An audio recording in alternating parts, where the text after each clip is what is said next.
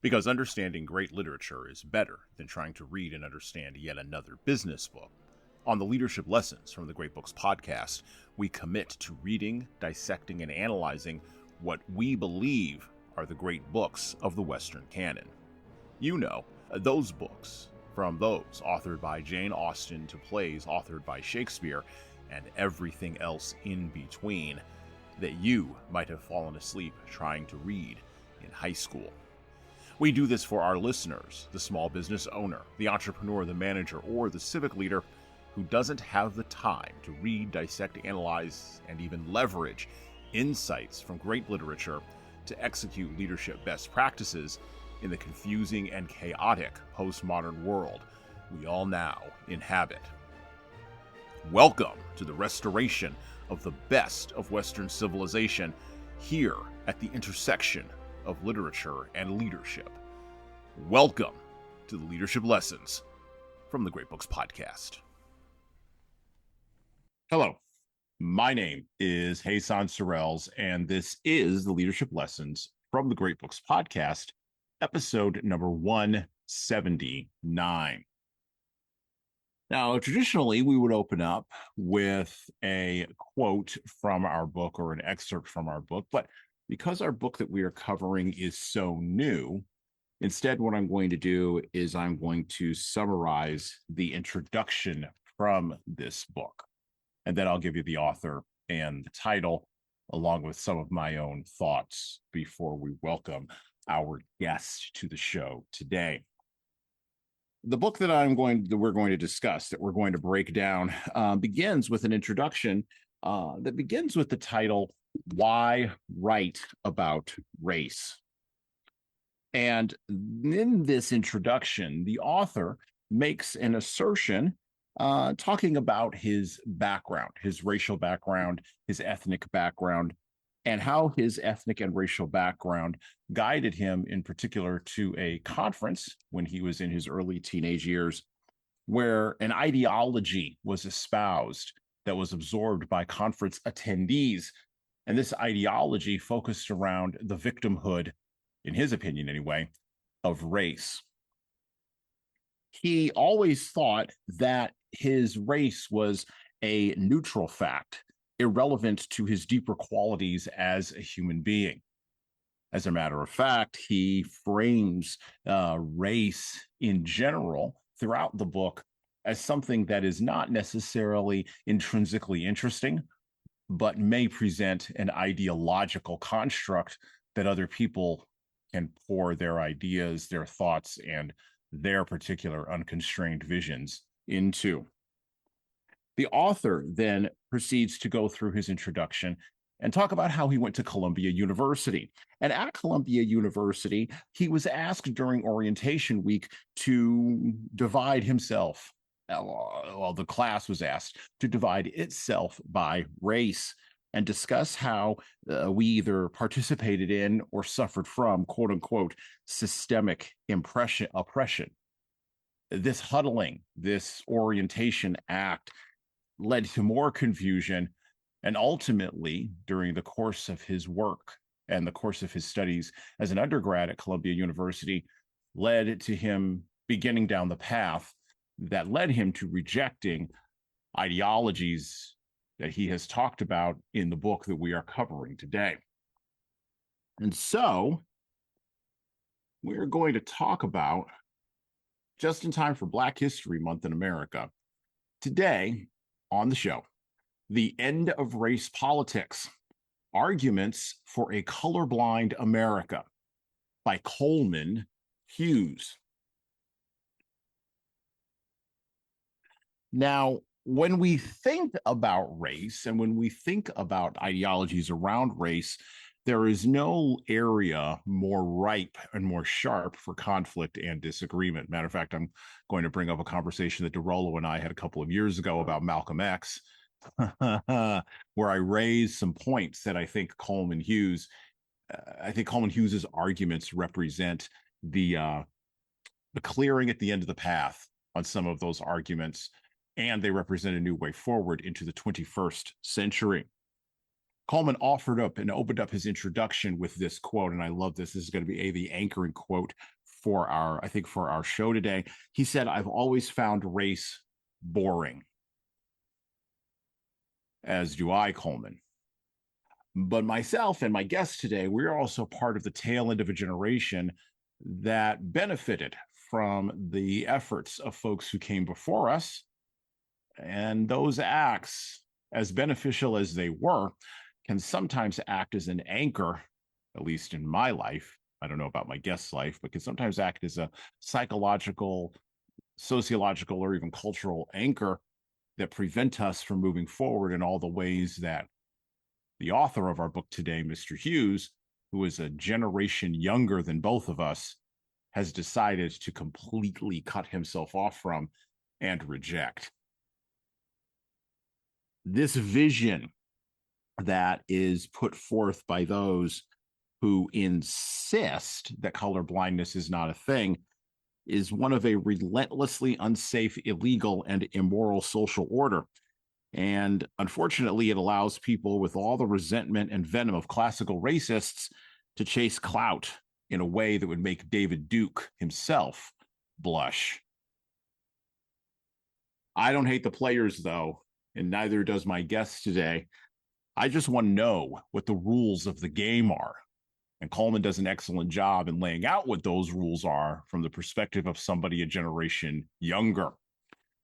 To quote from one of my favorite movies, Tommy Lee Jones, in the opening of No Country for Old Men, "I don't want to push my chips forward and go out to meet something I don't understand.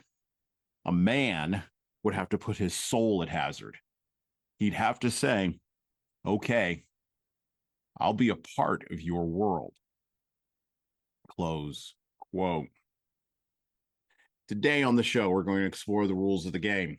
We're going to talk about how the rules of the game were and what they were in the 20th century. And now that we are now 26 years into the 21st century, the rules of the game have to change, even though the players playing the game haven't yet caught up to the fact that the rules have shifted. Leaders, the rules of the game, the rules of the racial ideological game are going to be different in the 21st century. And now back for this season and to explore ideas of colorblindness and its discontents, such as it were, is our co-host today, fresh off of a trip to federal court, though not for the reasons that you would think. Good friend of the show and my continuing guest both this month and in July, Dorollo Nixon Jr., Esquire. How are you doing today, Dorollo? How's it going? Excellent. Doing very well today, Jesan. Thank you very much. All right. An analog man in a digital world. Amen. You got it. And there's all those vinyl people who can relate axiomatically. The recording is better. It's more faithful to the sound. We're more faithful to ourselves, with or without crazy tech. It has a higher level of audio fidelity, I believe is the term for which you are looking.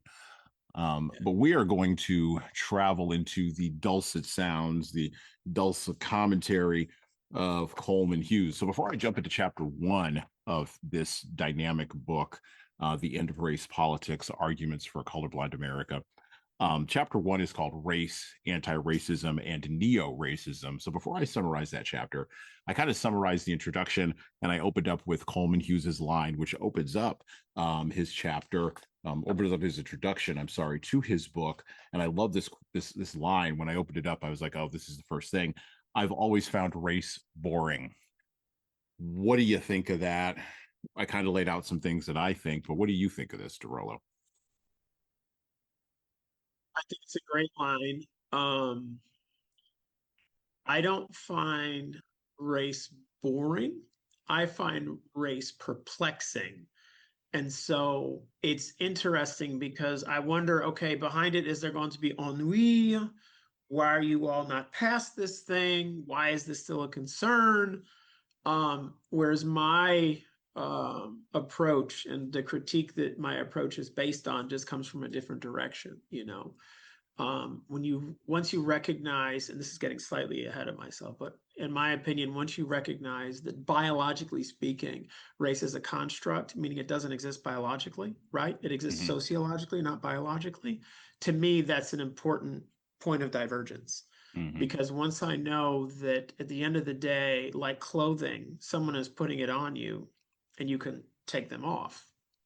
Okay, so race isn't reality then. No, it's not biological reality. Sociological reality, sure, but Mhm. sociological realities change. Mhm. Sociological realities are always in flux, right? Mhm. It's like the population of, say, Detroit. Mhm. Just track Detroit from its founding as a fort, if I'm not mistaken, Mhm. by the French in the 17th century, if I'm not mistaken. Just track its population from that point forward. It's not the same Well, city, and right? it's Same not the same location, city. Yeah. different people, different city, different dynamic, maybe the same spirit, don't know. Certain things will remain. I know that better from New York City, right? Where there's a commercial spirit about New York City that comes from the Dutch and remains there and drives how that particular part of America works. Mhm. But the makeup of the city obviously has changed over centuries, right? And Mhm. so what are the ties that bind, you know? But here in the context of dealing with one of the most pernicious ideas that exists, right? And that Americans have to deal with. It's interesting his stance where it's like, oh, I find this boring. It's like, oh, okay. Right. Let's see where this goes. Well, and he finds it boring specifically as I sort of went through that introduction, Mhm. because of the nature of how he was raised, Mhm. the ways in which his parents positioned race for him or didn't or chose not to, the way some would say, and I'm sure I'm going to get comments on this when I clip this and put this, on YouTube Shorts, and everybody yells at me for being naive. But the ways in which he was educated through Mhm. the modern term of privilege, quote unquote, and then having and being able to uh, go be they would say be economically shielded from the conditions of race. And I find all of those excuses, quite frankly, to be 20th century shibboleths that don't really apply when we're talking about Mr. Hughes, who's a 29-year-old man, which means his formative years all occurred after 9/11. His formative education occurred in light of, and we're going to talk about a lot of this today, the smartphone revolution, um, post Cold War America, um, post post what's his name, post LAPD, rioting America. Go ahead, second. Rodney King. Yeah, post Rodney King, right? Exactly. All of his formative experiences occurred after all of that. And so it's a fundamentally different set of assumptions he approaches race with, which, to your point, are sociological assumptions that track to or then inform his sociological understanding of race. And what's interesting to me is that the people that he is writing his ideological, for lack of a better term, screed against, which is what this book is, these people will not hear him because it benefits them. And he's going to talk about this in his first 3 chapters. It benefits them to basically shut their ears. Right, right. I can understand. Maybe because I don't think it's boring. Or maybe, and it may be similar with him. I don't know. I don't know the conversations. I mean, I read that, his mother died and that there was disruption in his life because of when she died when he was a teenager.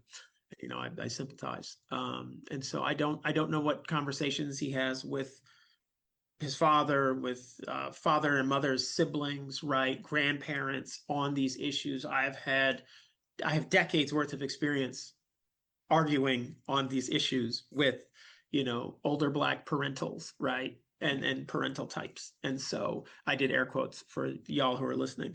Older Black quote parentals close quote. People like that. My folks' generation, my not so much with my grandparents. And I mean, I knew one said only really, but knew them well. They knew me well. But suffice to say, I've had decades plural, worth of conversations on, these issues and how they affect things, and just, but yeah, so I find it interesting because I think at bottom you can dig through, so not our generation, the one before us, that you can dig through some of this. And I don't think it's merely either they're burying their heads in the sand because they want to preserve their narrative without the interference of fact, okay, or truth. Nor is it merely, well, this has political utility. This is political capital, which it obviously is. I'll put it in the most blunt fashion I can. And, somebody eventually will take me to task for it. But why does the Reverend Al Sharpton matter today? Right, because he can trade on this notion. Now, does he have a history of, community advocacy going back decades? Yes, I recognize that. But the point I'm trying to make is that his relevance to me is not based on the effectiveness of his advocacy. It's because he came from an era and in a movement where there was a reality that they were fighting, right? They fought successfully, right? The country moved on, but they didn't. And as I think inevitably they were confronted with truth, there's an eye towards, yeah, but here's my power base. Yeah, but I got to keep them engaged. And what better way than victimization to keep a people engaged? It's better than success. Because success, everybody scatters. They go all over the place, like engaged in whatever their pet projects are. When they believe themselves to be perpetual victims, cast, they can always be mobilized, always, to show up, protest, show up, riot, show up, whatever, right? And so, yeah, I don't find it boring. I find it frustrating and perplexing. And yet, to me, there's another side. Okay, there's a biological side. I'll probably get into it more later, but the biological side I find absolutely fascinating. And it was never presented that way when I was growing up. Right. Race Yeah. was ethnicity was never presented. Race was presented, period. Right. And not ethnicity. Right. Yeah. And there's I'm glad you brought up that distinction with the difference between race and ethnicity. I think we forget that. Not I think I know we forget that in our overall cultural schema. But also to your point, the individuals who cross that thin line from being, as you framed it for Mr. Sharpton, community advocates, and then they cross that thin line into what I have termed on this show in past episodes, and we've talked about Al Sharpton, or even in private conversations we've had, and I'm going to go ahead and go public with this. I look at someone like that as a grifter and a race hustler.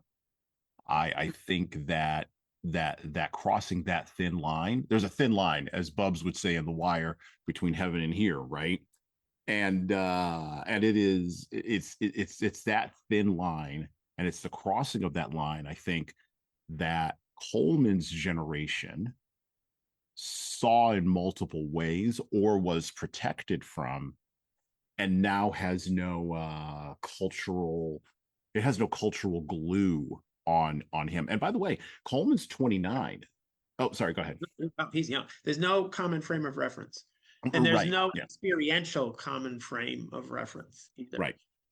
And you and I both have sons who are under the age of 10.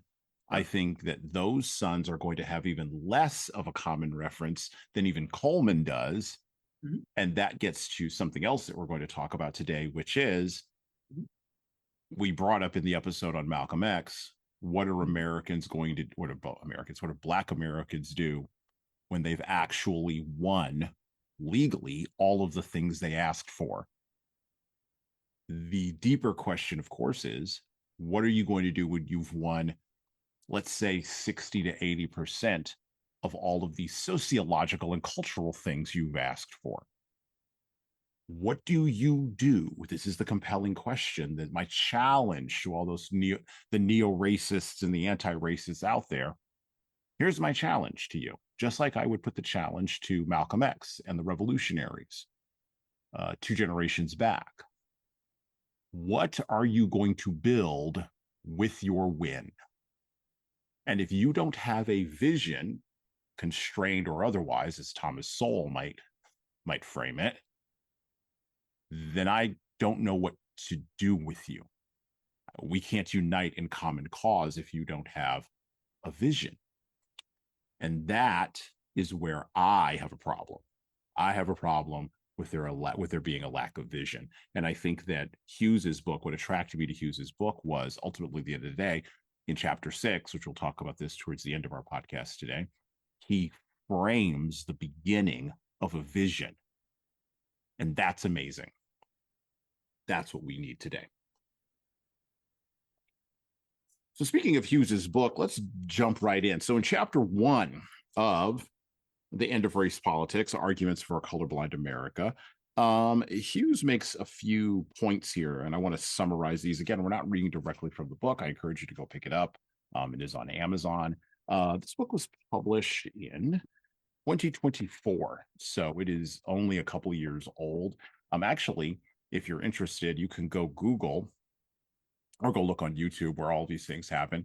Coleman Hughes's discussion on the view of this book, where Whoopi Goldberg, who's 2 generations older than him, 3 generations older than him, actually, no, I was right the first time, and Sunny Hostin, who is what some of us would call in the Black community,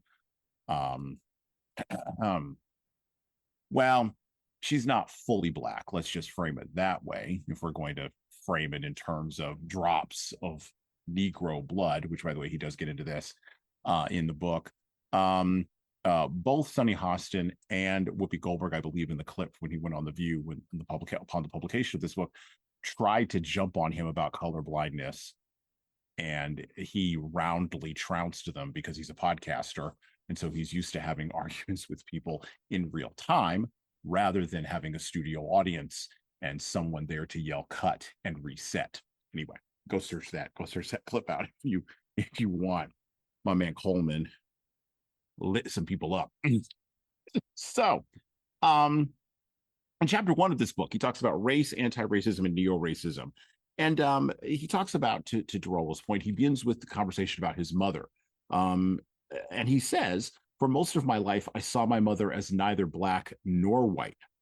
Her Puerto Rican father was darker skinned than me, and her Puerto Rican mother was as light skinned as any white American I knew.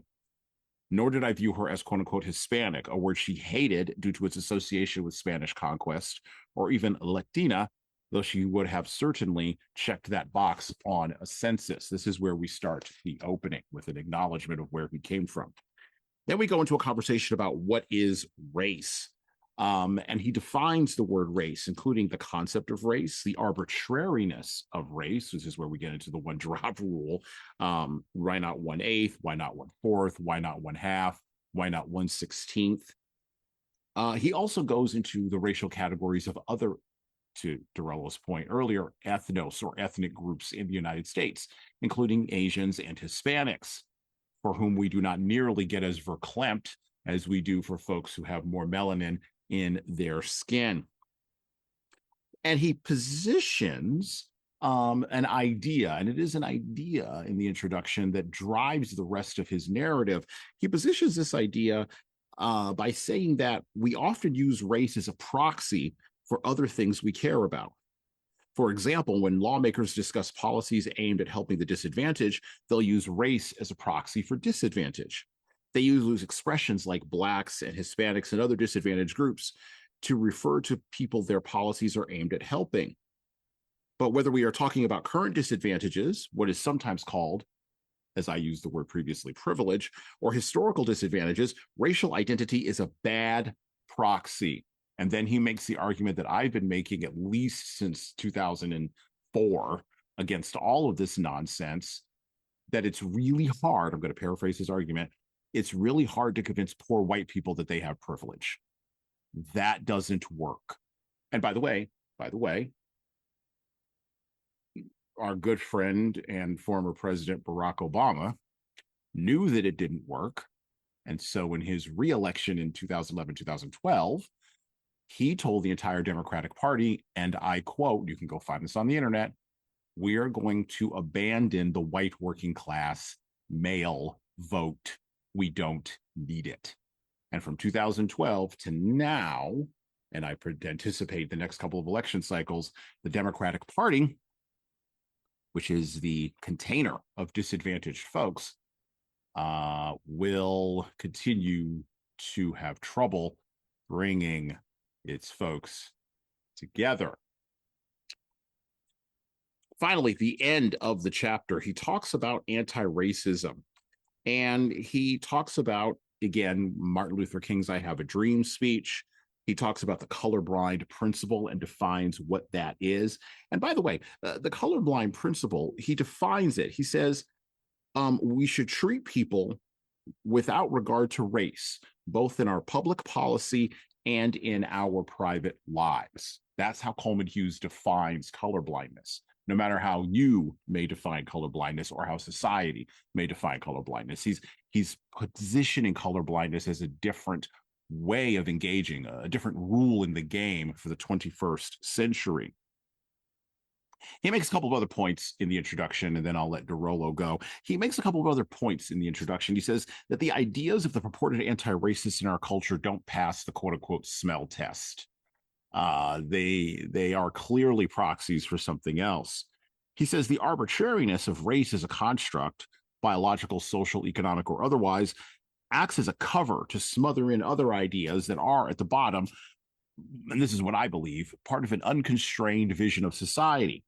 The same kind of unconstrained vision that keeps returning to popularity from Rousseau to Marx to Pol Pot to even your friend and mine, the Joker, Patrick Bateman, also known as Gavin Newsom, the last white man in the Democratic Party with any power. And no, Tom Steyer, you don't count. I don't care if you're a billionaire, it doesn't matter. American society, of course, is the only one on earth that has even come close to achieving the human task of erasing ethnic divisions. And it didn't get close by expanding the franchise without demanding that each person to whom, or each group to whom the franchise is expanded, accept some constraints on reality. And colorblindness is one of those constraints that I think we are going to have to accept moving forward in the 21st century. It is a simple request from Coleman Hughes, but I do not think it is easy. So Dorollo, Hughes defines colorblindness, as I already said, as the principle that we should treat people without regard to race, both in public policy and in our private lives. Here's the core question, and I'll let you go.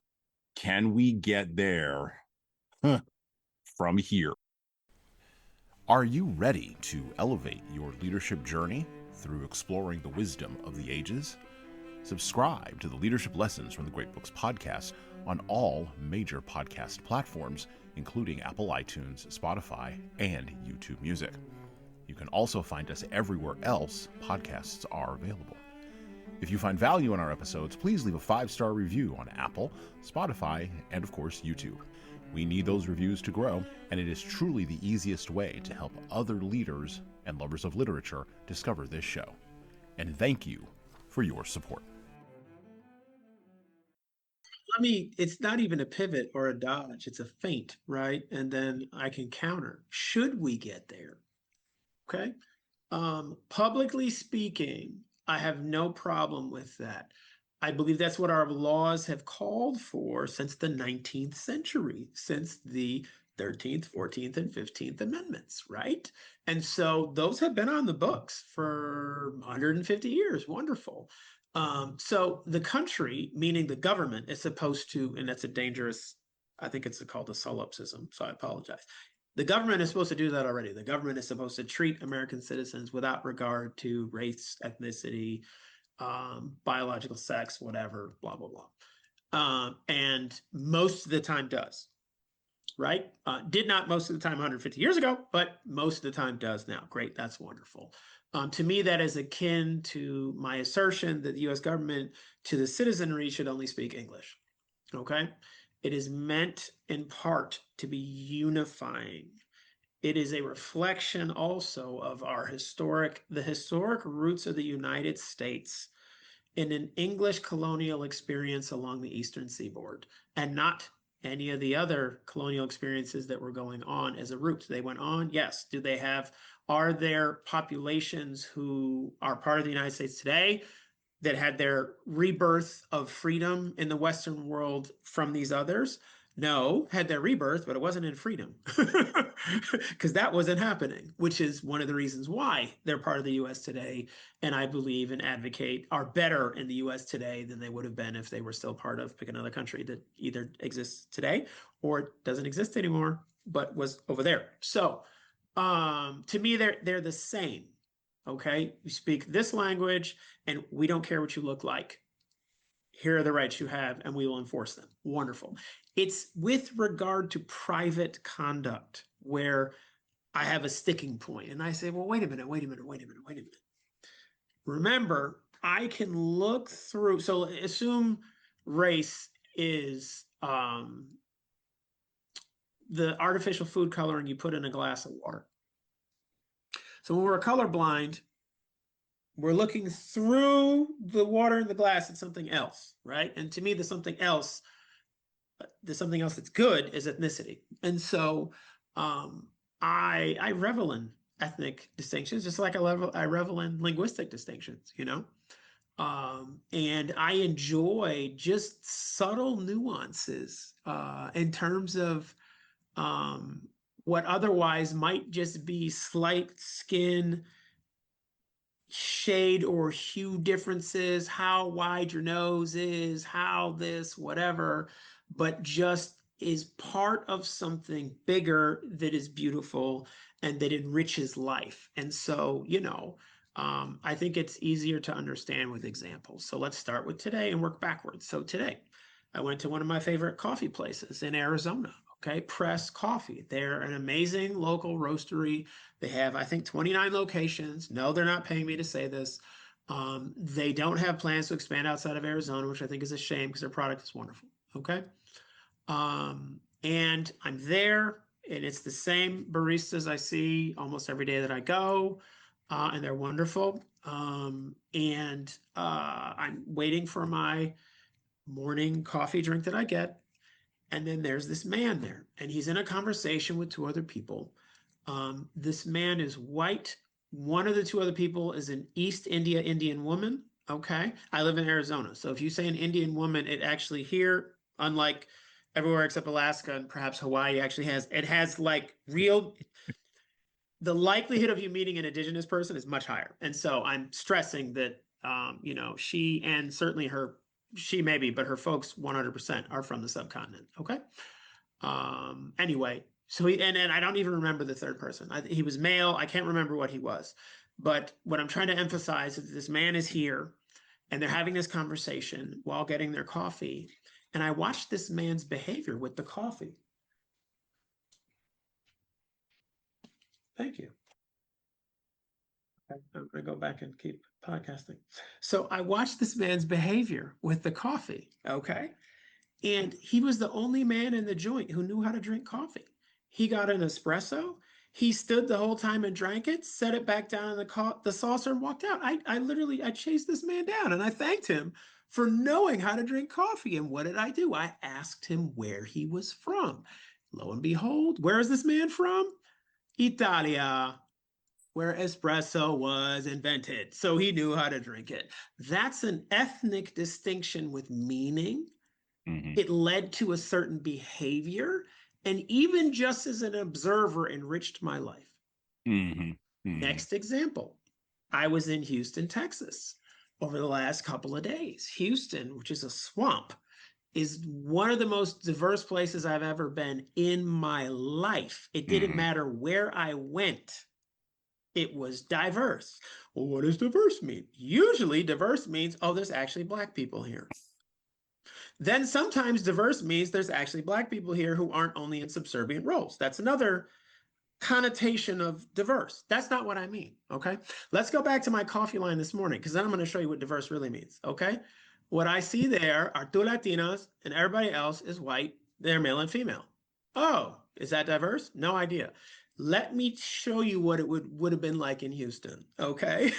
You have two Latinos, excuse me. Every third person is Black. Okay. And there's like 3 Asians, different types of Asians. Okay. And then the remaining people are white. So you look at 10 people and you're like, wow, there's no way to categorize these people other than biological sex, and more than 4 of you can fall in one category, literally like that. And it was stunning to see. Okay. And it was obviously very pleasant. It was stunning to see. Here's the example I bring up. I'm flying back, and the man next to me, in his athletic gear with his construction helmet, okay, to me, look, white, not white as Wonder Bread, but white, okay, has a beard, okay, fine, large, like he works construction, okay, fine. And so we start talking. You know, that man used to coach basketball in the inner city. The inner city, what does that connotation mean? It means Black people, poor and dangerous. That's what it means. That's where this man used to coach. Oh, that's where this man's father still coaches championship teams. And he shows me a YouTube clip with the news thing about his dad. And they're interviewing his 6'8" dad, talking about, just stuff. Now, what does it have to do with race and ethnicity? Well, this guy is Cuban. Oh, okay. So we start talking. He's a Cuban American. His father is a Cuban American. Now, his father, unlike the son, looks about as white as Wonder Bread, and he's 6'8". Okay. Anyway, but Cuban American. So now we have, there's this, I'm going to resist a trope that has to do with food. But basically, there is this positive cultural element that is unique to them that I now then get to engage with. And it was coming back the other way, because we could talked about growing up, college, different experiences. We talked about racism. It was great. Okay. Very good convo. Okay. And remember, I'm flying out of the deep South, right? On the way back to the arid mountain Southwest deserts where I live. Next example, I'm at a bar the night before, okay, in Houston, okay. El Tiempo Cantina, that's what it's called, okay. And don't worry, yo hablo español solamente un poquito, pero ahora I'm going to speak in English. There you go. Anyway, okay, thank you. I'm at the bar, okay, and there's this Black woman on one side, and there's this white man on the other, and I talked to both, and I had deep conversations with both, okay? And we could talk about different things, right? But obviously we could talk about the same experience, but we could talk about different things also. And so I happen to have, because it's me, and I know you will relate, I brought a book to dinner by myself on a business trip. I brought a book to dinner. The book is sitting on the bar. The book was about freedom colonies. I didn't know what that was. A freedom colony was an unincorporated Black town based on agriculture in the Jim Crow South that was entirely self-supporting. Mm-hmm. Like Amish, and I study them, and like Mormons, and I study them, okay? They were independent Black communities who basically said, y'all are doing whatever, we're just going to be here, own land, produce what we need, be independent from y'all, no government support, and we're good. All 5 fingers, we're good, okay? Thumbs up. And so there were hundreds of them. This book was about them, and specifically in the context of Texas. Fascinating book. Well, this white man sitting next to me, he named one of the colonies. He's young. He's not even 35. Names one of the colonies, and we start talking about this stuff. And it was fascinating because, I mean, if you had asked me before I talked to him, do you think this man is going to have any idea about this? Frankly, I would have said no. I mean, I didn't know. My father happened to grow up in a community like that, kind of like that in North Carolina. So why would I expect this man to know? Well, here's one of the dangers that comes along with this whole notion of race and what it's supposed to mean. We're supposed to assume he's white, therefore ignorant, therefore doesn't know about any of this stuff. No, this is a man from the South. He knew what this was. He's not even 35. He knew what this was. And we're talking about it. Great combo, talking about other things, talking about Southern culture, talking about how racism is experienced differently in the South, experienced differently by Blacks in the South versus by Blacks in the North. We talked about this at a bar at dinner 2 nights ago. It was great. Okay, great. That's my kind of combo. Like this, I love that kind of stuff. Okay. Meanwhile, woman sitting on my right, to whom I spoke to twice as long and spoke to first. Okay. She runs a medical practice in like 2 hospitals that are there. Okay. We had a great combo talking about all this stuff, talking about family, talking about these little like cultural things. That was a shared experience of a shared ethnicity. And that was happening with she and I and not happening with this dude. Okay. And I found it, very enriching, very meaningful. And so back to what Mr. Hughes said, right? The sticking point for me is in our personal lives, right?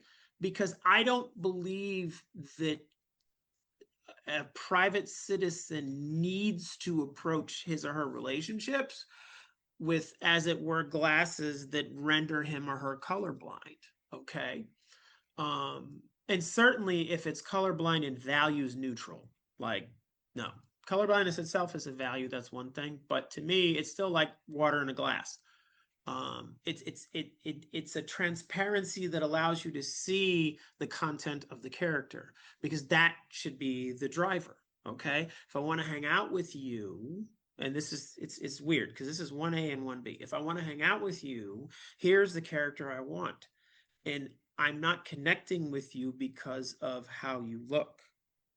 I do happen to be connecting with you in one of several languages I speak, and that's relevant always. Okay. If I can't talk to you, it's really hard to hang out. But if I can talk to you, the rest of the distinctions don't really matter. Okay. At the same time, that's 1A. And so at the same time, there's 1B. There can be specific engagement with specific people because of these distinctives, and that in and of itself can be meaningful. Okay. Oh, I'm going to tell a funny one. When we got here to Arizona, okay. So as Jesan knows, right, we used to live in the top end of Appalachia, right? You can use 2 words, sometimes inflammatory, to describe the culture surrounding us: redneck. Okay. Now, I love those guys. These guys are great. Women are great. Okay.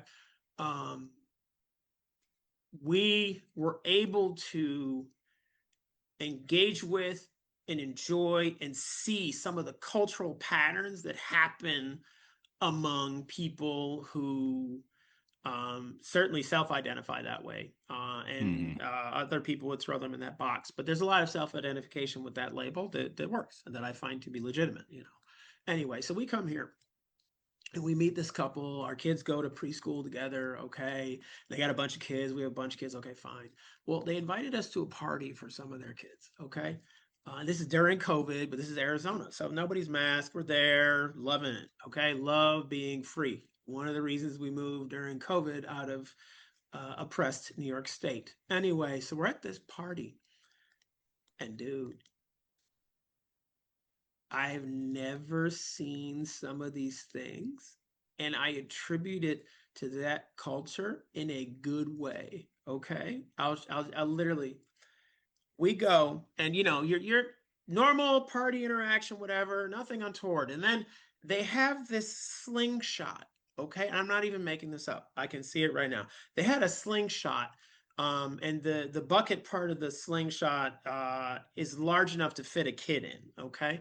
They were launching kids. Oh, And the well, dads yeah. were catching the kids. Yeah. And this was totally normal to them. And they were like, and I was just like, wow, this is amazing. I was stoked that they were doing that they were comfortable doing that. Now, I didn't want to do that. And my kids didn't want to do that. I asked Rollo, he's like, I ain't doing that. Yep, that's okay. They're free to do that. I don't want to get in their way. This is how they want to have fun. Awesome.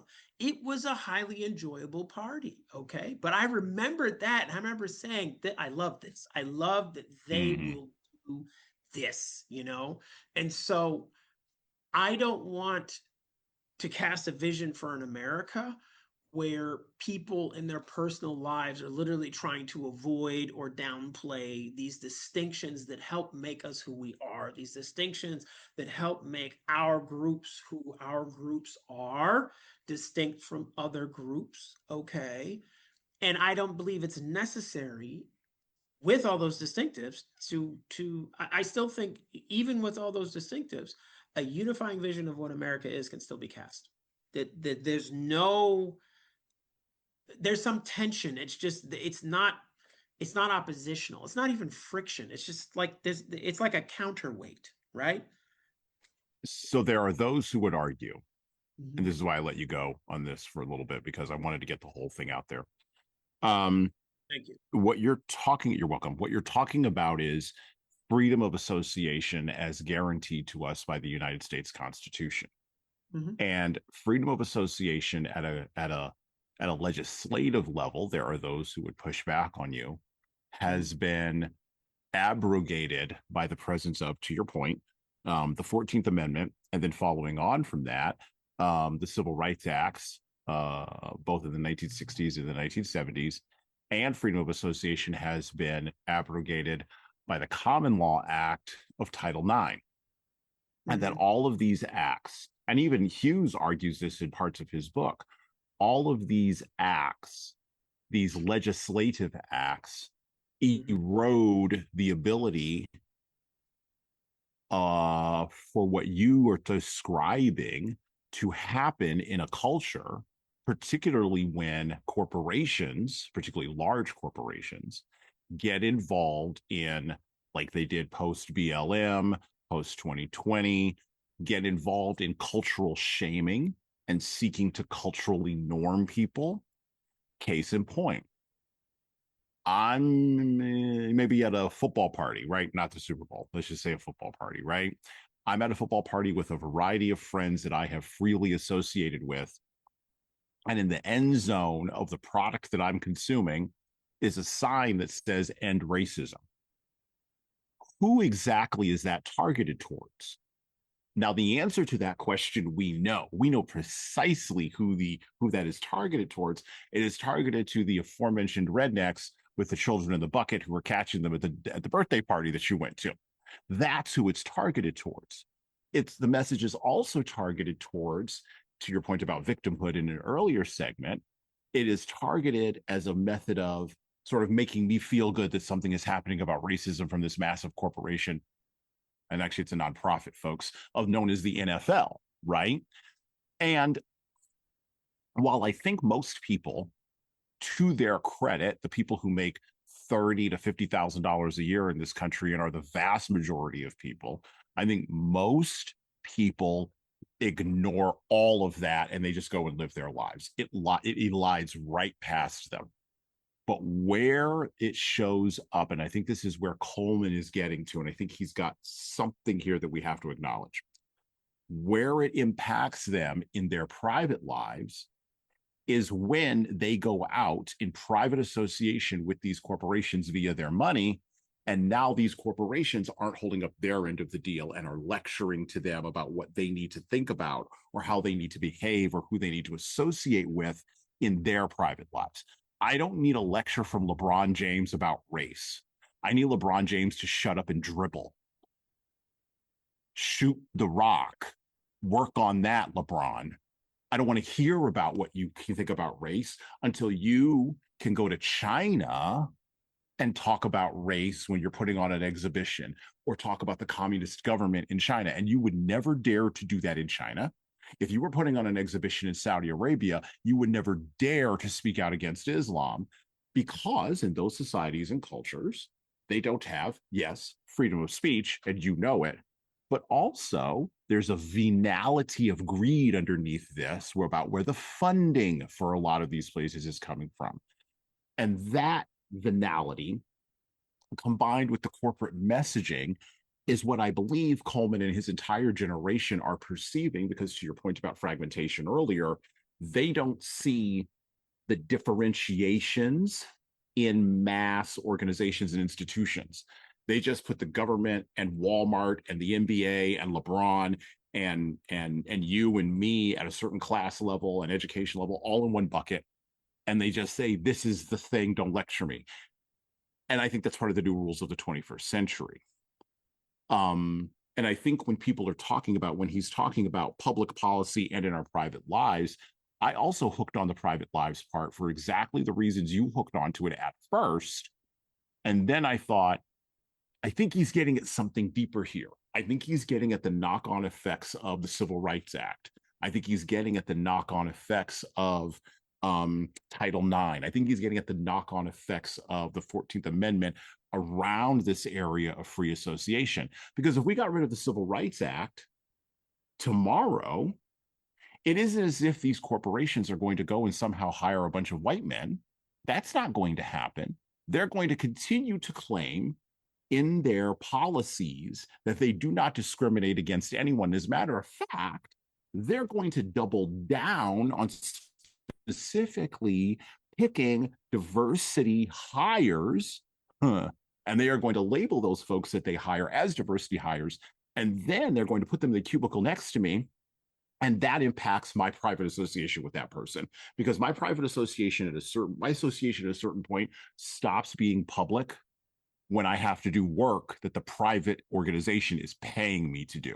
So that's the only pushback I would put there. I think Coleman would agree with that. And I think most of the folks that are under 30s, hell, I'll go into the under 35s, see this nuance, but I don't know that they know how to describe it. They don't know how to articulate what they're seeing. Yeah, it's fascinating because the public-private distinction is a good benchmark for measuring just what we're trying to achieve, right? And I just don't think I don't even think the goals are the same. Yeah. Nor that they need to be, like, right. I forget how, people have said to me, and well-meaning people and people who meant what they said, and where I will attest to their integrity in trying to do or in doing what they said. Oh, I'm colorblind. They say I'm colorblind. I don't see race. Okay. Okay. Do you see ethnicity? Okay. Do you see that this person is Chinese and this person is Indian? East India Indian.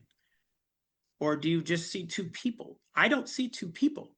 I see people, see their origins. I mean, I'll give you another example from Houston. I'm on the bus. I took the public bus in Houston.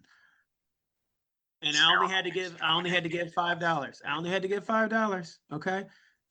One person paying, I only had to give $5. Okay.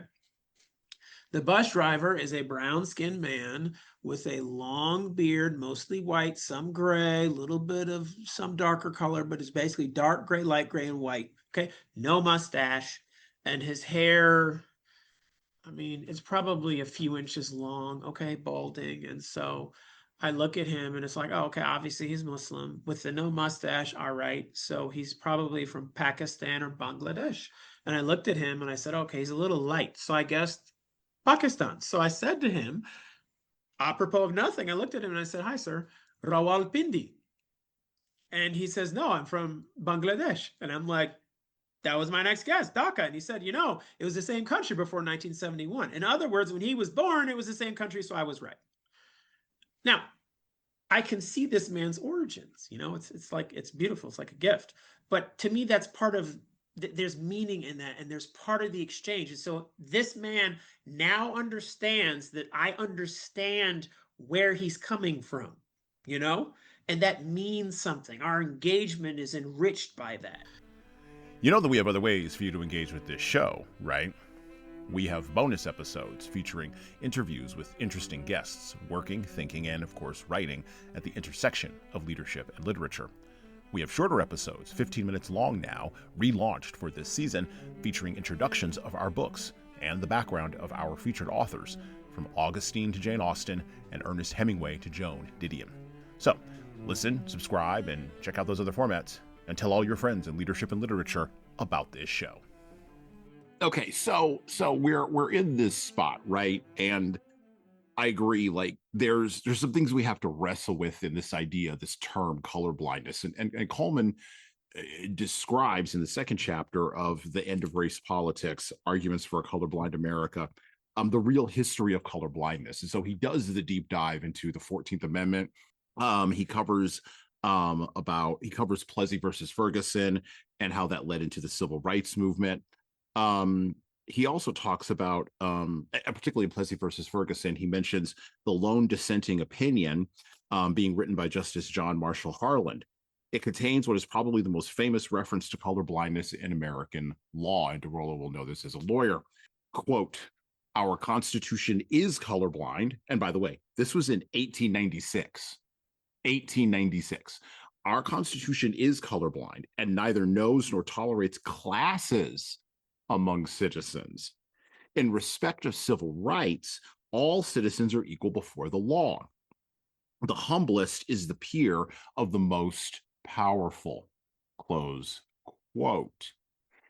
Now, he does talk about how Harlan's arguments did not carry the day. We had separate but equal provisions, which of course then led to the civil rights movement. It led to the creation of the NAACP by W.E.B. Du Bois. By the way, we've talked about that on this podcast before. You should go back and listen to our episode on the souls of Black folk, as well as Up from Slavery, where I made the assertion that Black culture and Black people in America have long divided along two different tracks. The W.E.B. Du Bois track, of which Ibram X. Kendi and Ta-Nehisi Coates, and probably a little bit of Coleman Hughes, although I'm going to give him some more grace on this, are on one track.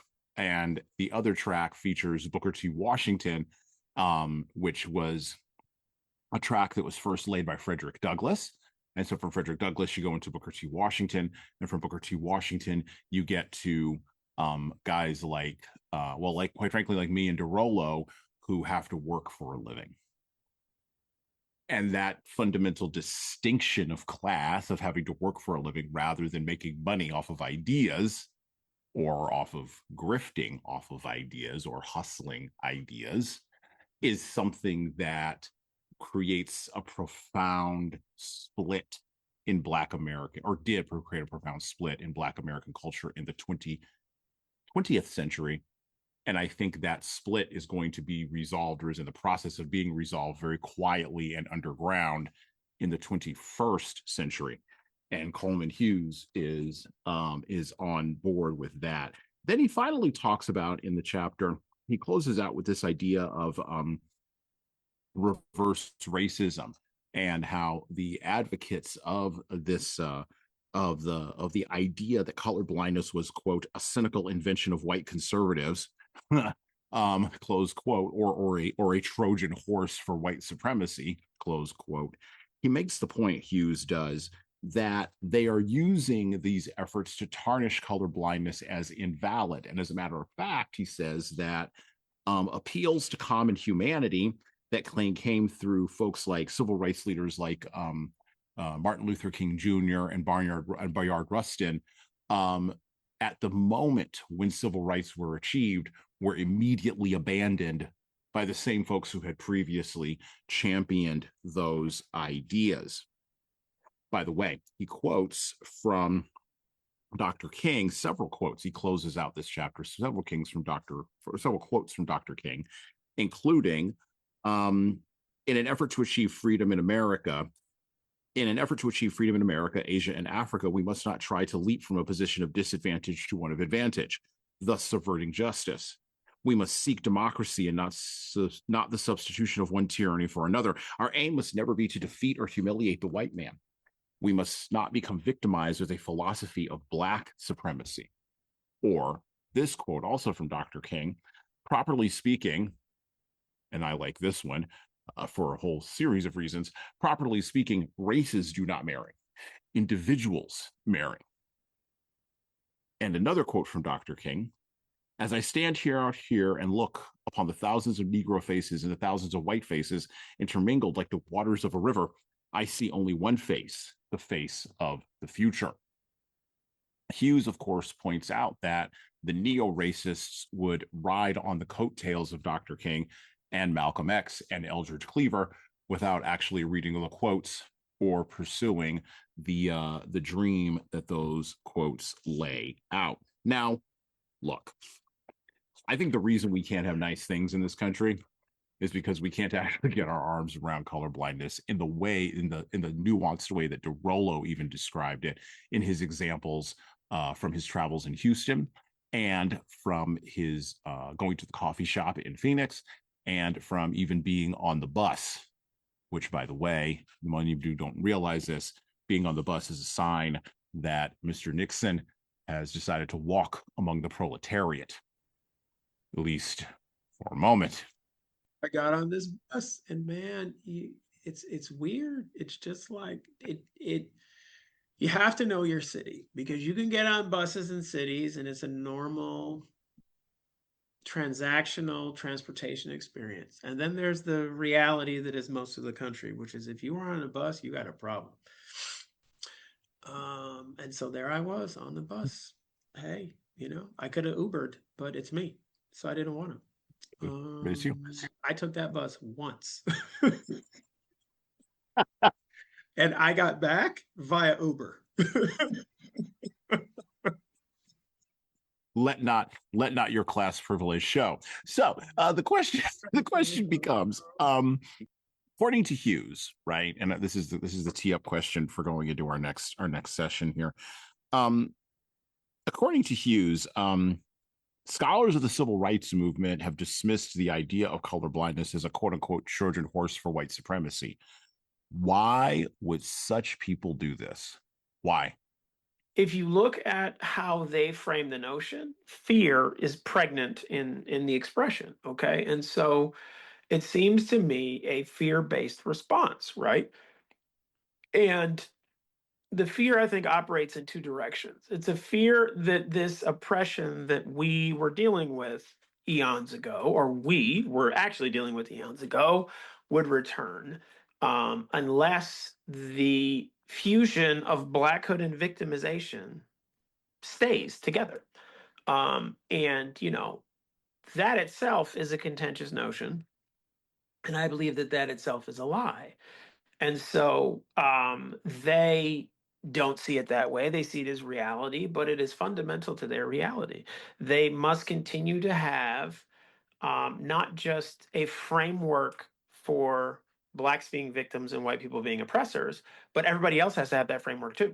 And so it's a threat dash fear dash threat to their worldview, to their power structure, to their political base, to you name it, to their identity, right? This notion that, hey, now you are free. It's really fascinating and deep. If you read the Torah, which I know you do, you can see that God built in time during the Exodus, meaning post-Egypt, post-Red Sea. He built in time for the people, the children of Israel, the sons of Israel, to learn to be free. He built in time for that, recognizing that you have social and personal and other patterns that are coming out of slavery, and you have to learn new ways of thinking and doing, and it's necessary before you can enter into and conquer Canaan. It's really fascinating, because it's just like, I don't know if I would pick up on that if I weren't African American. I don't know, but I pick up on it and I'm like, oh, that's interesting, because I'm one of those people. I'm tired of hearing I'm tired of hearing African Americans talk about slavery. I'm tired of hearing it. And I mean, I was last talking about slavery yesterday. Okay. I'm tired of hearing African American people talk about slavery. The conversations I had about slavery yesterday, the day before, were fascinating, but most of the conversations that I overhear people engaging in are what did Hughes say? Boring, misleading, okay, rather than referencing a reality and then making a point today that has where there's a relevant tie, a relevant connection, okay? Because normally I just see it as something identitarian that I reject, where somebody is saying, oh, well, when, like the expression, well, quote, when we were slaves. And it's like, close quote. And it's like, you were never a slave. You were never a slave. Your father wasn't a slave. His father wasn't a slave. His father wasn't a slave. The next guy may have been. But none of those other people were. Moreover, if that other guy, if he got freed, that means he didn't end as a slave. No. Right. And it's Well, just there's like, always this. Well, there's also this massive idea of generational trauma, which I also push back on. Hughes kind of touches a little bit on he lies or he glides along the edges of this, but with he's other young though. folks who are more, yeah, and with other He's folks who are a young. little bit older who are sort of more familiar with the science of epigenetics, they'll Yep. say, oh well, there's racial trauma, blah blah blah blah blah, that There comes down is. through the genetics, and Yep. to your point about the book of Exodus, how many generations had to die in the wilderness before the Jewish people could go into the promised land? How many generations had to go? One. The one that One. came out and then rejected, God offering them the promised land on a platter, Right, and right, effectively it right, wasn't on a platter, but it right, was on a platter.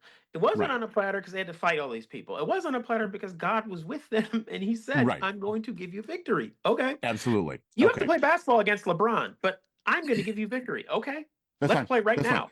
Let's Let's play play right right now. now. Let's play right now. And I'm let's record it because it's gonna be great. I it's haven't gonna be dunked in how many years? In like 15 years, I haven't dunked because now I'm old. My knees don't work. I'm gonna dunk on LeBron. This is gonna be great. And instead, no. They're gonna step all over us. We're like grasshoppers in their. How do you know? Wait, what? So So yeah, this is where I go, and I wanted to ask you a question about genealogy because you kind of touched on this a little bit earlier, and I don't think most love the folks stuff. here know Love, about your deep love of genealogy and all of that. love the stuff. You have a now. I'm going to draw a line right between myself and Dorollo here because there's a line Mhm. of differentiation on with us Mhm. between us on this.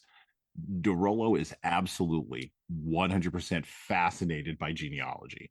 Mhm. He's fascinated by tracing, where his folks come from and where his folks, all parts of his family came from, and where do they do, and what do they do, and how do they integrate. Matter of fact, I was just walking down the street today, and I saw a plaque on the side of a building in the town that I'm in.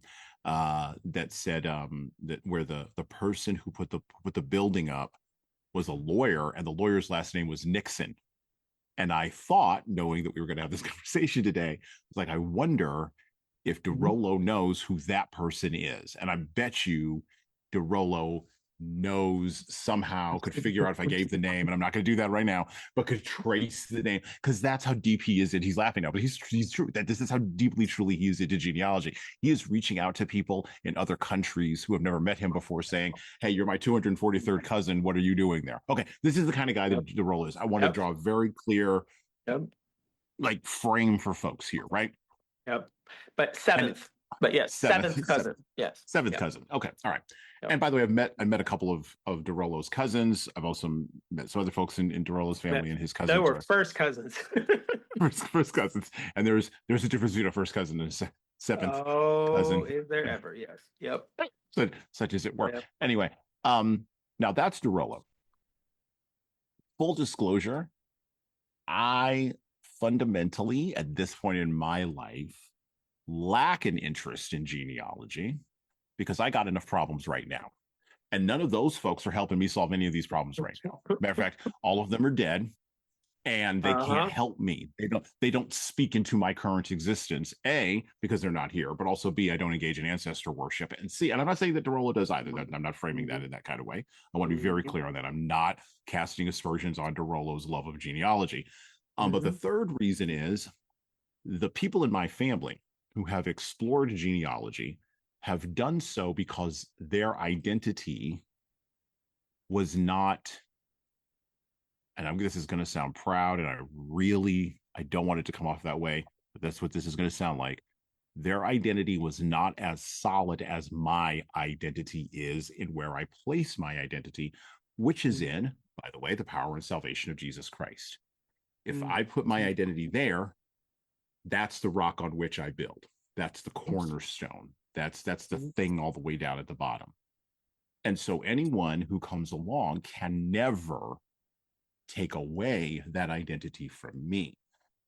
But increasingly in a world of biological manipulation, class struggle, algorithmic manipulation, economic strife, even the things I went through in COVID, those other things can be taken away from me, up to and including the markers of identity that this society claims are important and frames somewhat through the study of genealogy. And I'm not saying, again, I want to be very clear, Dorollo's not doing this.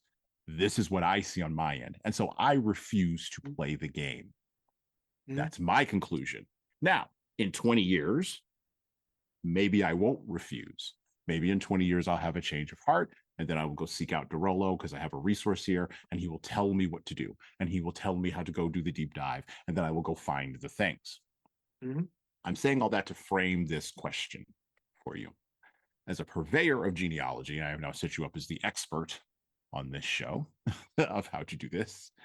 As a purveyor of genealogy, me and Dr. Gates. Yeah, you and Henry Louis Gates Jr. Yeah, yep, okay. Me and Dr. Gates. Yeah, exactly. And he's going to come along. He's going to open up like, an envelope for me. He's going to be like, do you know that your relatives were like slaveholders of some other slaves? I'm like, yeah, that doesn't really surprise me, actually. We're venal capitalists. That would not shock me. This is America. This is America. This is America, man. Yeah, and it wasn't a monolith. It wasn't a monolith. And most of the time it was small, and most of the time it would have been intimate before it would have been commercial, period. But nobody ever talks about that. Nobody ever talks about that. They don't want to have that conversation about slavery. No. Well, and that's right. That's a fascinating one. And genealogy, to a certain degree, allows you, in a sort of, to your point earlier about Coleman Hughes' assertion around race, it's a feint. Genealogy, I see it as a feint that allows you to sort of get in there and do other things. So my follow-up question is this: not should. I don't like shoulds and oughts on this show, although I do use them a lot. I don't really like them. I don't like shoulds and oughts. Ought. My pulling out my Immanuel Kant here. Is it a good idea? Let's frame that. Or I'll use myself as a proxy for Black folks such as myself, who may approach genealogy with the perspective of, I am disinterested in that. That doesn't have any meaning right now. Or may approach genealogy from the perspective of, it has all of the meaning in the world for my identity, and everything must be placed on that. To your point about the phrase, when we were slaves, come on, you missed 5 generations of people in your family. Maybe, to your point, maybe 7th. I'll go back 5. I'll grant you 5. Maybe 5 generations ago, maybe that was a thing. But yo behind is in Starbucks right now, so I don't want to hear it. Okay. Is there a benefit? Is there something we need to be exploring in genealogy that might help us get past these identitarian struggles and help us as African Americans, as Black Americans, come to more of a deeper understanding of colorblindness? Is there something in genealogy that can help us?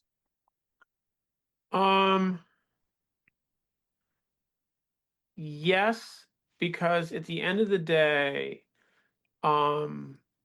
well-founded genealogical research, will yield documentary and now what is even more powerful, biological evidence to show connections between certain individuals. And because I believe in data, and it's funny saying that as somebody who's analog, it's just you change the form of the data and it's easier for me to get behind it. But anyway, I digress. Because I believe in data, and data and the ability to use data to shine a light on something we've missed, to change a perspective, and then we're now looking along something instead of at it, and then we have more insights. Because I believe in all those things, I would say the answer is yes. What it reminds me of, and I will use the journey as I can use the journey as a metaphor for several things, but El Hajj Malik al-Shabazz, right? Otherwise known as Malcolm X. Actually, technically at that point, formerly known as Malcolm X, right? Because he had this set of melodic Arabic names, right? And titles.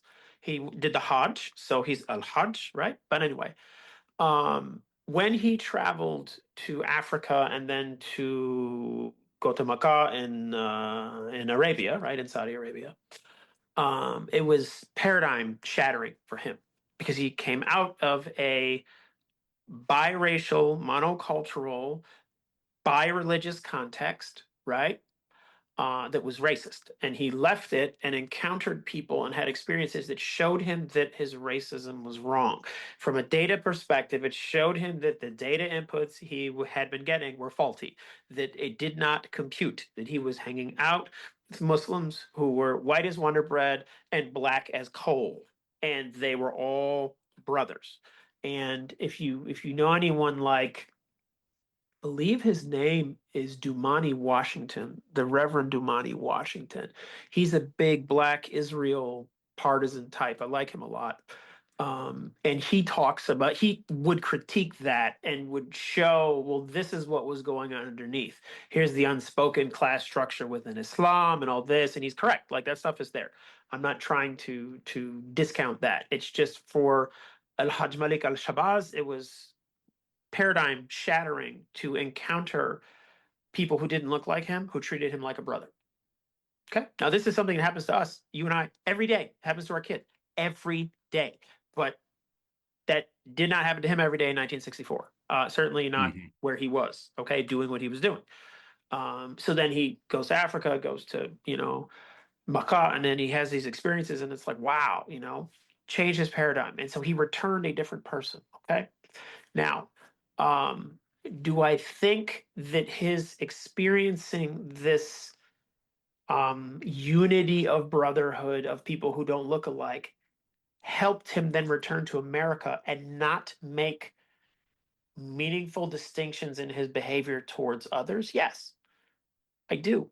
But I also believe that similarly, if he had stopped, say, in Nigeria on the way back, or Togo or Benin. Well, let's leave it to English-speaking places because I don't think he spoke anything but English. So Nigeria, Ghana at the time was already independent. Okay, if he'd gone to Ghana, okay. Do I think that he then could have learned about some cultural roots that he has that would have furthered that engagement? Yes. I don't think learning more about your culture will make you withdraw from learning about other cultures or withdraw from cultural engagement with other types of people. I just think it adds levels of richness that bring more to the table. I went to, so how many nights ago? Last night, night before. So 3 nights ago now. I was at a different place. Okay, having dinner. Super Bowl's on. Client call.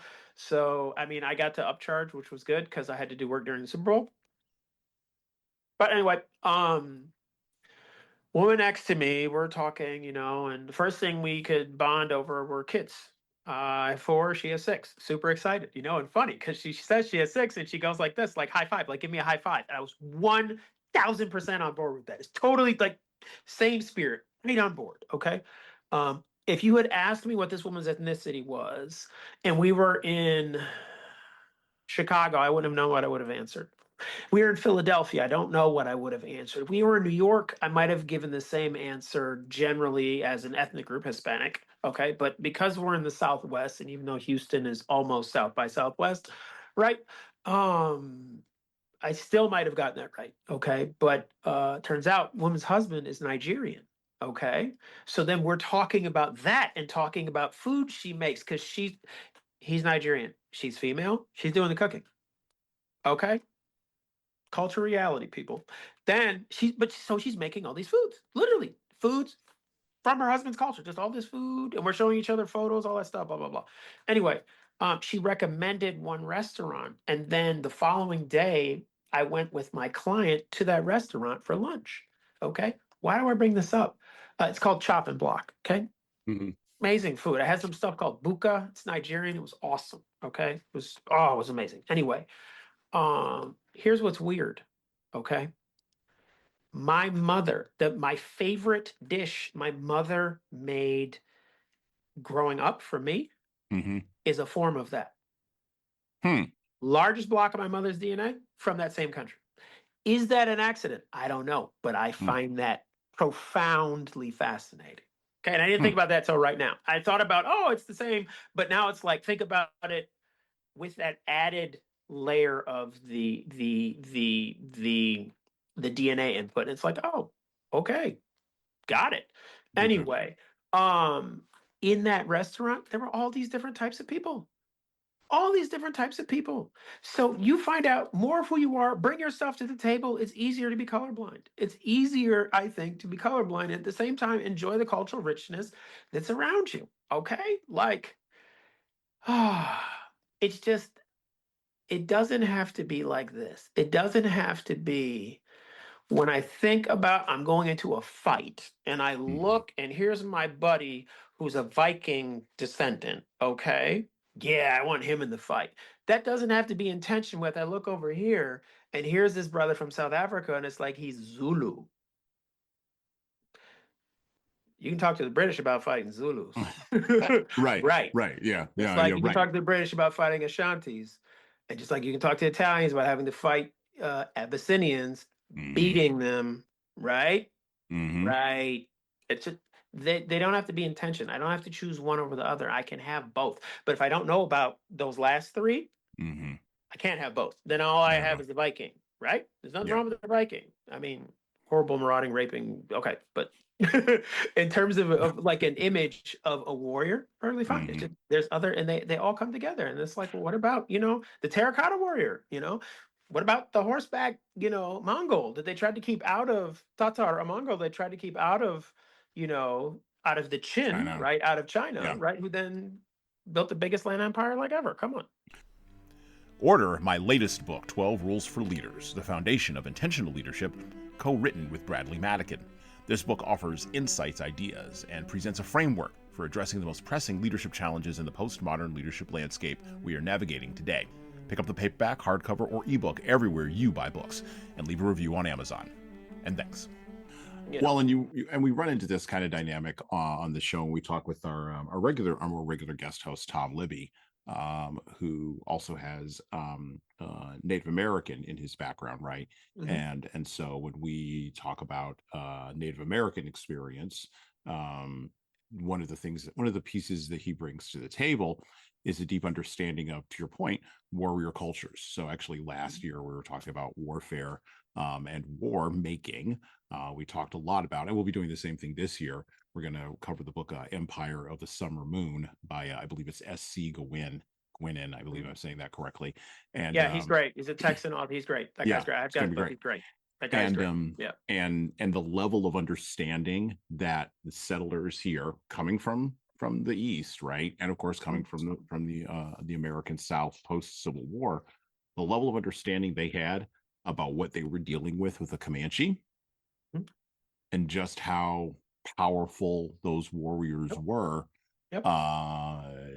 deeply impacts how Native American tribal peoples think of their relationship to quite frankly what they view, and they view all of us as usurpers. Regardless of how we divide ourselves up, they view all of us as usurpers. So there's some interesting dynamics here, and we covered this a little bit with also the book that I got. This is many years ago. You might want to go check out that episode. I think it was episode number 15. It was one of the first ones that I explored with Dorollo, where we where we talked about the Black Indian slave narratives. So look, the genealogy is interesting and not interesting. It's fascinating, not fascinating. There's a dynamic, there we go, that occurs at an intellectual level for me when I think about how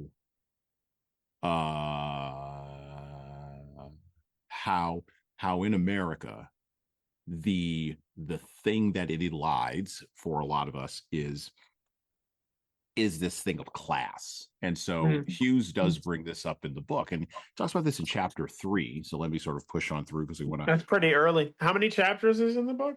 This is a 6. How many chapters are in the book? This is a 6-chapter book. It's a short book. So it's in the middle of the book. Okay. Middle of the book, yeah. And we're going to skip over 4 and 5. We're going to go right to chapter 6, where he starts talking about solutions, because we are solution oriented, and leaders who are listening to the show have to be going, what is the point of this? Where are you going? Well, let me take you somewhere. Or they're just fascinated. They could just be fascinated on the journey. There's no point, no direction, but hey, it's like a big summer party. What the heck is the point? Right. Just go and enjoy yourself. No, you're not supposed to accomplish anything except have fun. Great. Or county fair, whatever,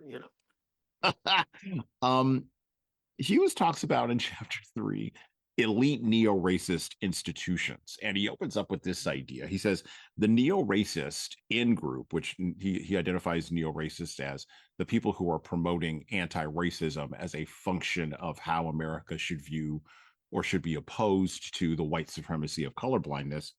He says the neo-racist in-group comprises many people in elite American institutions, such as colleges and universities, the mainstream media, and government.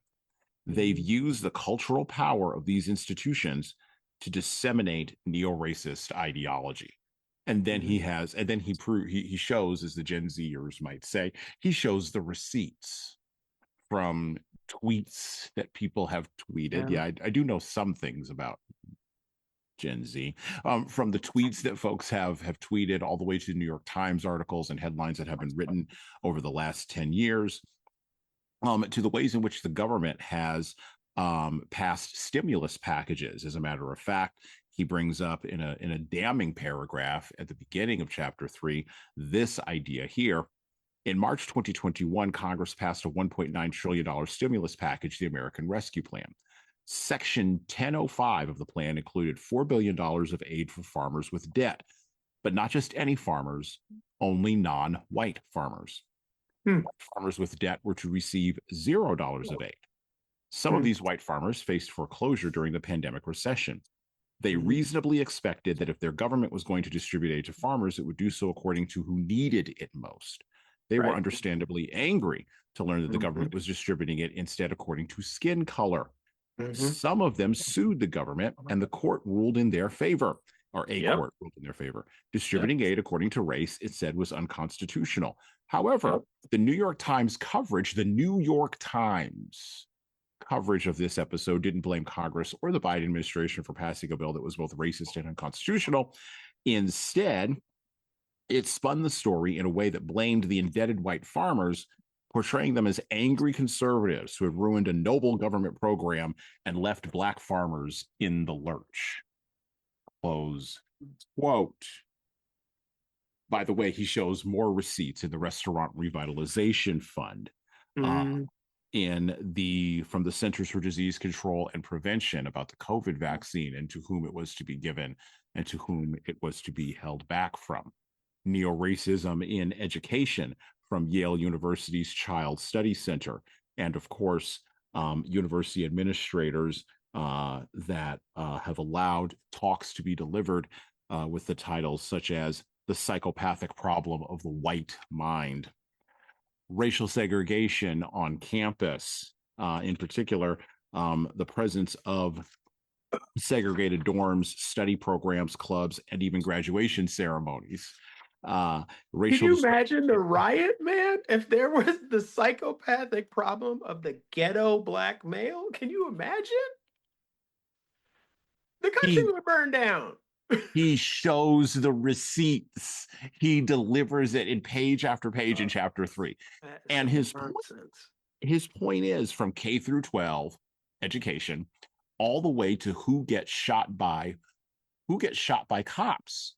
You would think that if you pay attention to the mainstream purveyors of culture, that only black men such as myself and Dorollo are ever in danger of being shot by cops in a pullover. However, he lists in a random year he picked, 2015, at least 9 situations across the country where where white men were shot, either crossing the street, fumbling with their pockets, later found to be unarmed, robbing some places and then being shot, or where cops served warrants on doors they weren't supposed to go to, which happened to have white men behind them, and those white men were shot. In 2015, he pulls at least 9 examples of these from publicly available records.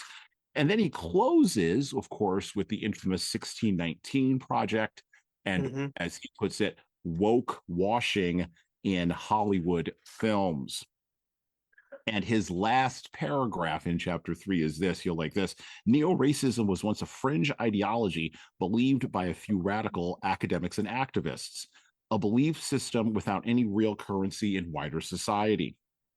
I hope the previous chapter has convinced you that this is no longer the case. Neo-racism now infects most of our major institutions, government, education, media, and more. The question remains, and we're going to talk about this a little bit later, how did neo-racism go from a fringe belief system into the mainstream? Mm-hmm. That's chapter 3 of The End of Race Politics, Arguments for a Colorblind America. Mm. We are approaching, and by the way, full disclosure, Dorollo graduated from Cornell University. I don't think you would mind me telling that. Just No. like Mr. Hughes graduated Publicly available information. Just like Mr. Hughes graduated from Columbia University, both of which are identified by folks like myself who graduated from state level institutions as elite institutions. Mm-hmm. I did not get into Cornell, Mm-hmm. but I also did not apply to Right. I was like, you may not have tried. So like, to get into Cornell. Right. And I did fine at my state level institution. I am not complaining, nor am I resentful. I'm not quite sure I would have done better with a Cornell degree or even a Columbia one. And by the way, I worked with people on the back end of Columbia. They're great people, but there's some challenges in the institution of Columbia University. Oh yeah, such as it were. Without a doubt. So Such when as we loving look, terrorists. let's not bring that one up. So It's there. let's not. Well, I mean, queering the intifada, right? I mean, like, I don't even know what that means. I've mentioned that before on this show. But if you get to the point where you're saying that as a student, you have clearly overpaid for something that you clearly do not understand. You've overpaid. You do not press go. Do not collect more than don't collect anything. Don't collect $1. Go back to the beginning and start again. You've clearly missed something. Anyway, question. After laying out those receipts, Dorollo, what do we do as we approach our 250th birthday in America this July? What do we do about these elite institutions? How do we excise, to paraphrase from Elon Musk, the woke mind virus that seems to be infecting these elite institutions? Because this is that split, more representative of that split that I was talking about, the W.E.B. Du Bois versus Booker T. Washington. I don't know average, either white or black or Native American or Asian or whoever you want to pick group of people on average who are talking about these issues as consistently as we see elites in our media, in our academies, in our governmental institutions, and quite frankly, in our K through 12 and college education systems, talking about them and trying to redress grievances. The regular people living regular lives, doing regular jobs in places outside of those 4 pillars, they're not consumed with this trash. Why? For the life of me, I'm going to deliver it to you. Why are the elites consumed with this garbage? And you have and I'm asking because you've had direct contact. You've gone to school with these people. You've seen them up close. Maybe in some cases you've worked with them. Why are they captured by these what Rob Henderson would call luxury beliefs fundamentally? Because they live in an ivory tower, right? Because they're comfortable and cushy in a world of their own making that reinforces their genius, where their genius is honored, and where the invalidity and inefficacy of what they are evoking in whatever form of and in whatever medium, is not apparent. Whereas if you just start on the ground, I'm gonna make a really weird comment in about 15 seconds, so get ready. When you start on the ground, you won't even get up to them because it's entirely impractical. Here's a really weird experience. Want to hear something good about Marxists? Sure. Yeah, you're like, no, I don't. Like, that doesn't exist. No.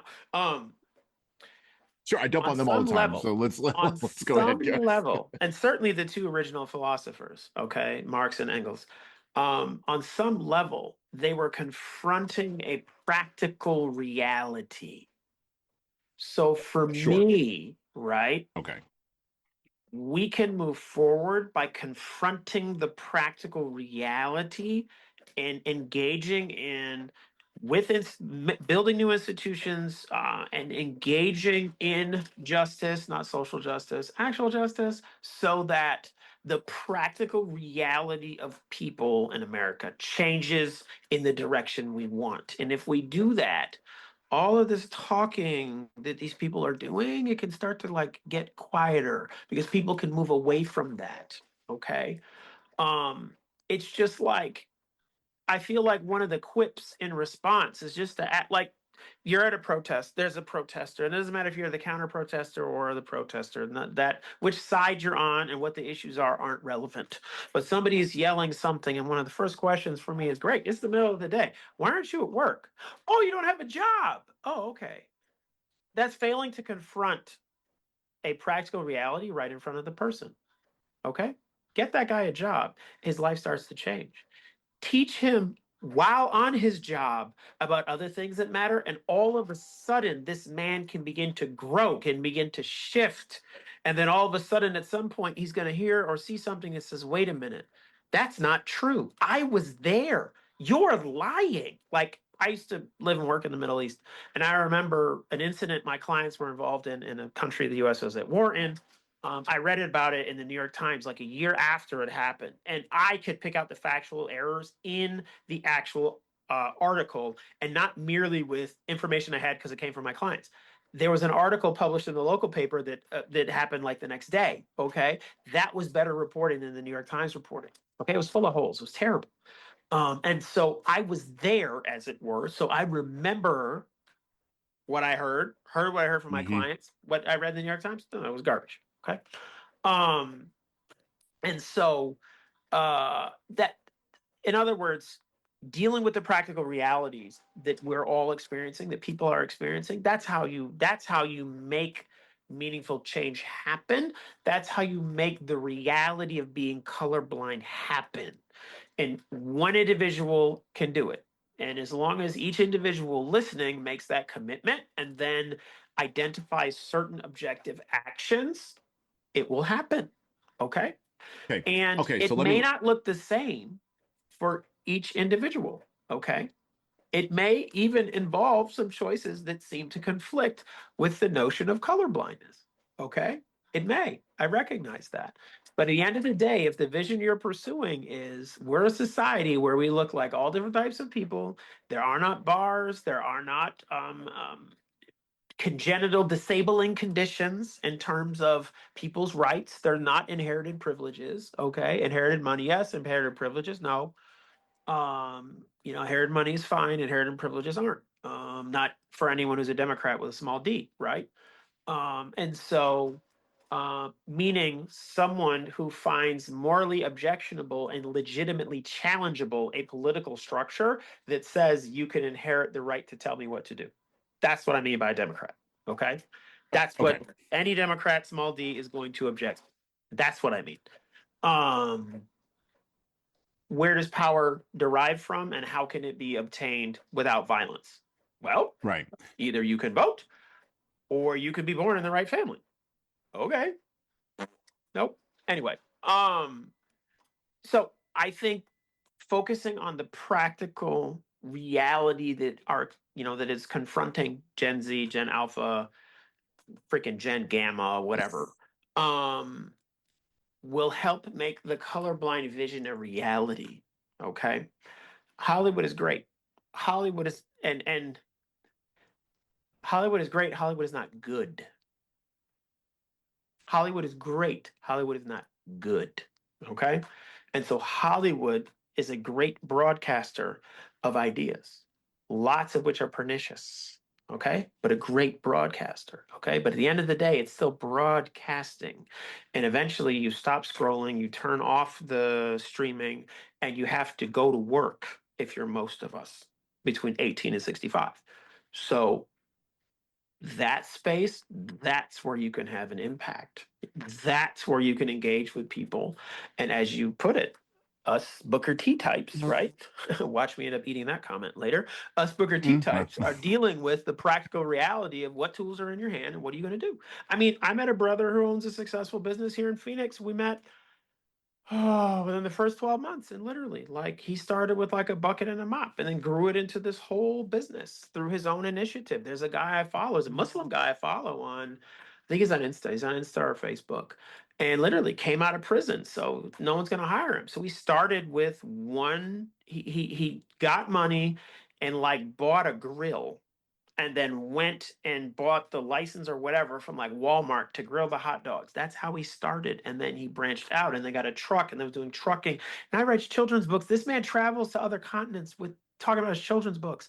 And people are inviting him. It's amazing. America works, capitalism works. And colorblindness works. And so when colorblindness works, we will see that colorblindness works. If in contrast, okay, we decline to and shy away from and avoid and overlook the practical reality that what I'm going to call the formerly proletariat, okay? The plebis, no, the plebes urbana, okay?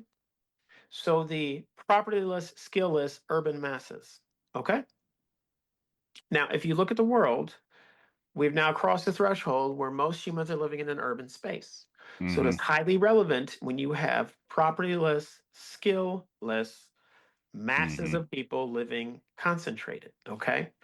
They Mm-hmm. are the building blocks of revolutions. They are the building blocks of armies. They are the building blocks of change. And so you want hope and change? Show those people that America works. America moves in a much better direction. If in contrast, you just keep telling them that not only are they victims, but they're victims connected to this other conflict in the Middle East and then all of a sudden, life Mm-hmm. is one big protest and it's great. But for me, I still can't but notice it's great and y'all ain't working. Except the paid protesters, they're working, they're getting There we paid. go. Yeah, yeah, Right? yeah, But they're going yeah. home to an apartment they don't own. None of those people have to pay a mortgage. End of story. Right, right, And right. it's either they're cushy so they don't have to pay a mortgage and they really believe in this stuff. That's 2%. Nine or at best 98% or more. No, that's not the reality they're dealing with. Okay. Plebes urbana. That's what that's what we're dealing with. And Okay, so whoever gets a hold of them, whoever gets a hold of those people's hearts, that's who's gonna steer the ship. okay, so um Zoran Mamdani, I'm looking at you. I'm looking you dead in the face right now. And whoever it is that the Democratic Party puts forward as president or candidate running as a candidate for president of the United States, I'm looking at you dead in the face. I'm also looking at every single person in a Democratic district running in the midterms in 2026. I'm looking you dead in the face. Because here's the reality that the other part of the reality that Dorollo has not yet touched on, but I'll touch on it. The replacement for a job is not political power. The replacement for a job is not the cultural power that you think the TikTok algorithm is giving to you because you have 50,000 followers, and every single time you put something out there, you get claps or likes or whatever the hell it is they do on that platform, right? That's not sign that you are doing something that is meaningful in the hierarchy of society as work is. And so this gets me to my follow-up question, which is this. The protesters around illegal immigration right now, the vast majority of them around illegal immigration deportation practices are affluent white liberal women. The acronym for them is awfuls in some parts of the internet. That's an awful acronym. That's terrible. Oh, I did not come up with it, but it is there. And my I wonder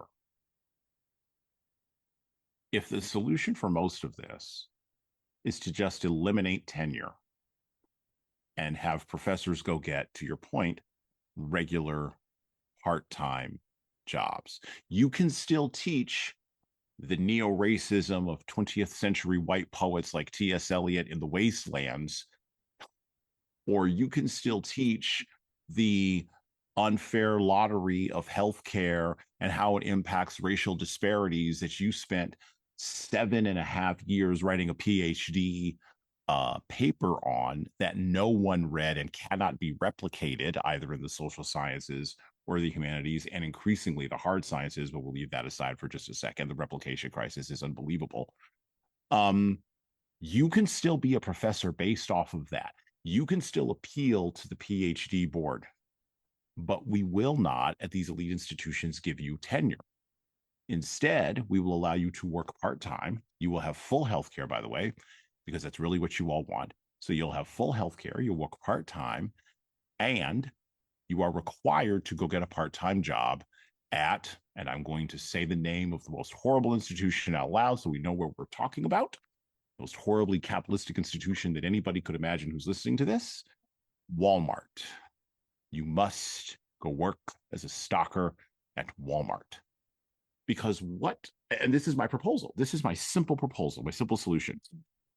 Eliminate tenure, have every professor go and work part-time stocker at Walmart, part-time stocker at the fruit stand, part-time stocker at the bodega, part-time Uber driver, part-time DoorDash driver. That way you interact with real people who don't care that you're exploring racial disparities in nursing. They only want you to hammer a nail so the 2x4 that's holding up their house doesn't fall down. They only want you to make sure that you stock the cans on the shelf so the labels are facing out. They want you to, like I did yesterday, I had a project at my house. I went and rented a skid steer, and my neighbor with a tractor came over and helped me out. And between the tractor and the skid steer and me practically shoveling for half of the day, I moved about a ton and a half of dirt around my property from a recent project that just got finished. And by the way, I've got a master's degree. And you can tell from the way I'm talking that I'm fairly intelligent. This, I think, is what we have to return to. We have to return to the merging of, we have to move away from what happened in the 20th century, which was the specialization at scale of professorial and academic status, and move toward, at scale, the deconstruction of that so that those professors can, much like Bill Withers or Hunter S. Thompson or any artist that's worth their salt, actually Charles Portis, who wrote True Grit, who actually, like did real stuff with real human beings, can move closer to having those kinds of interactions. That's what I would propose. That's the proposal I would put forth. You got to go work a real job. You got to go work a real job, even if it's a part-time job, even just part-time. I don't care. Go work a real job where you're touching on real people who will never attend your elite college. They can't get in the door. They make $30,000 to $50,000 a year, and they have, to Dorollo's point, practical considerations like, I got to make rent. So I appreciate the fact that you wrote this non-replicable research on the social science paper that does not matter. I appreciate that you did that. Please make sure the cans are turned with the labels facing out. And please do that for the next 10 years. Something practical that's helpful. Yep. So, and I know that sounds harsh. It sounds harsh because a lot of those people would push back on me. Those PhD level people would push back on me, and they would say, well, we were doing all that stuff in graduate school and the PhD tenure is the reward. But the challenge is those tenure track positions have dried up because guess what? What the society is demanding from elite institutions is not more elite navel gazing. They're demanding practicality. And how is that practicality going to come? Unless you actually have people who know how to deliver on it, which is why community college professors, by the way, are much better than elite college professors. Yeah, I think my solution would be harsher. I would just get the federal government out of it. I would just get the federal government out of higher ed, and then the market will decide. Harvard can decide however many tenured professors it wants or what have you, and what it wants to spend based on its endowment, and donations, and that's it. And if they manage that well, which obviously they have over so many centuries, then they'll be fine. And if they don't, they'll be out of business, period. You know? And so I think it's a greater challenge for state institutions, but to me, that's where it's more fun. Harvard can take care of itself. That's why it's there. Okay. Yeah. And it's like, oh, they get money from the US government for this because they're smart. That's why. Right. You know, it's the government who's being dumb. Harvard is being smart. Right.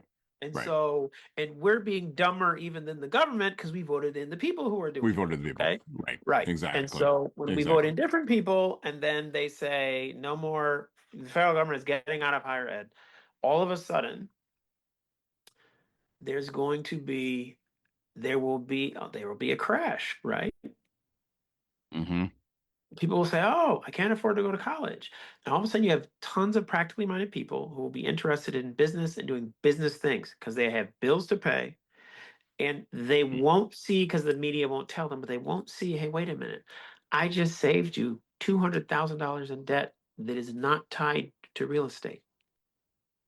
You can't afford to go to college? Great. So in other words, you're going to get a job and have no debt.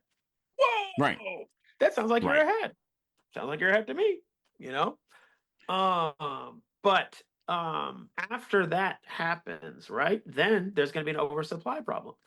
Too many colleges and too many positions and nothing is happening and not enough students, and all of a sudden they'll just start shuttering all over the country.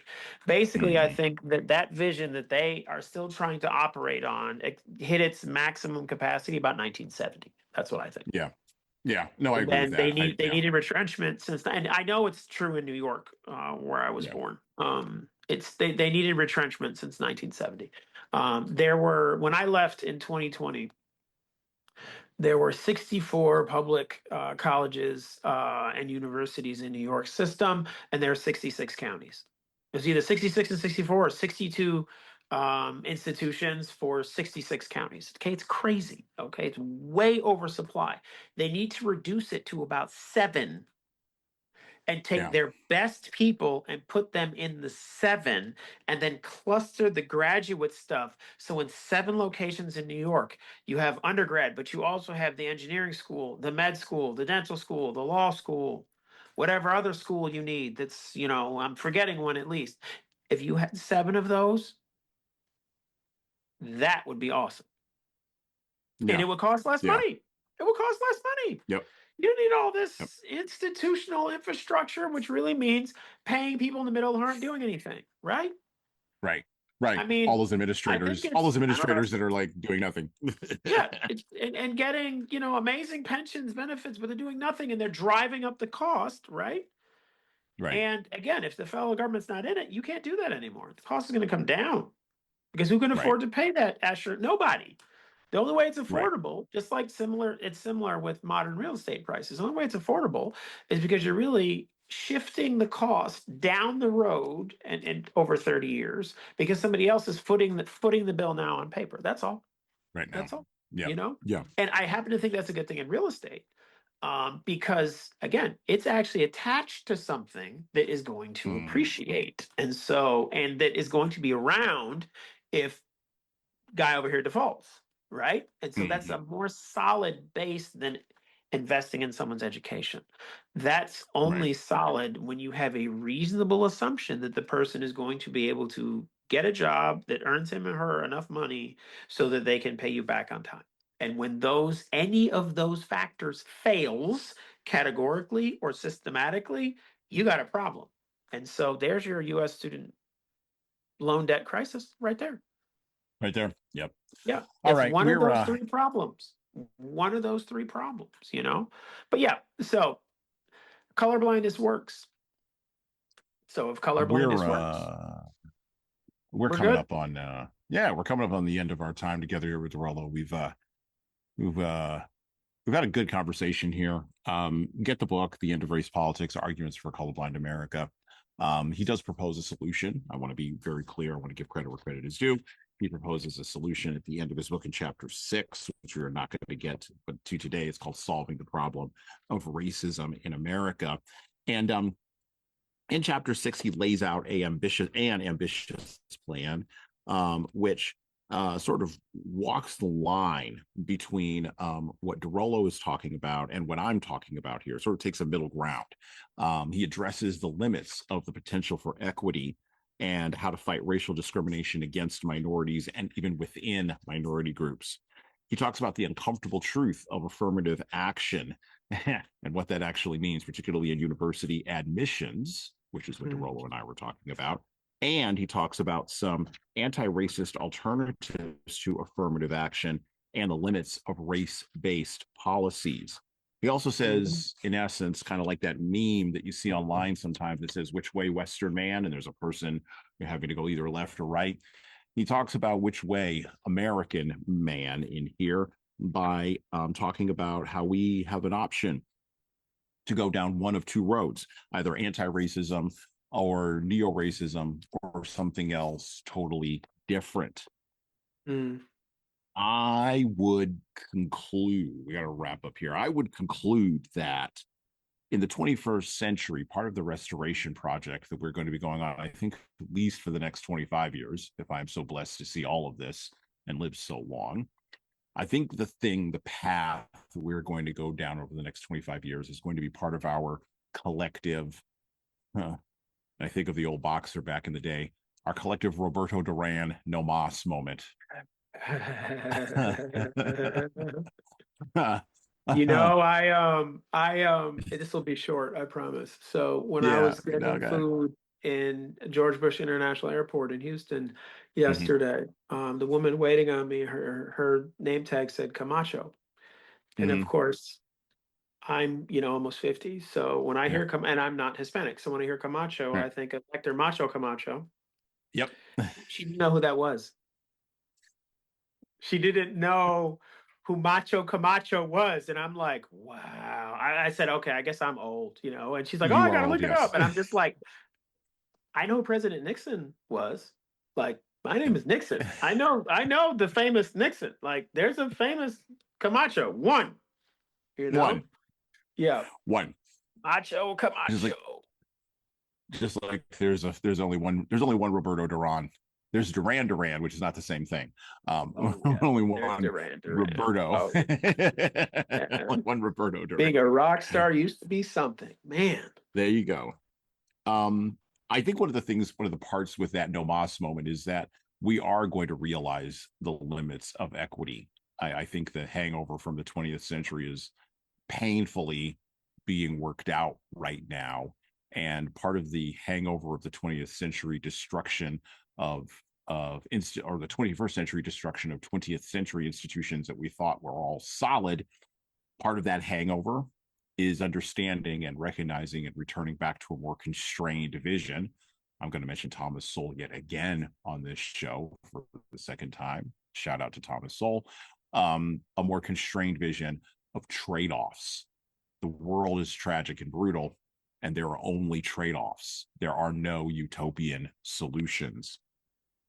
Words, of course, mean things. And Dorollo and I are both wordsmiths. We use words. We write books. We make arguments with words. We are, to paraphrase from Richard Dawkins, drunk on ideas sometimes. But these ideas are focused around words, and words mean things. And currently, and this is what was refreshing about Coleman Hughes' book, we have lived through an era, both Dorollo and I approach 50, he's almost 50 himself. Our language for the last 25 years has been unserious and imprecise. I think George Orwell would probably turn inside out if he were around right now. And with our words and our language being unserious and imprecise, that reflects or is a reflection upon our general incompetence with the concepts and the ideas that lay atop realities we cannot negotiate away from, regardless of our class, our status, or even our immutable, unchangeable characteristics with which we were born.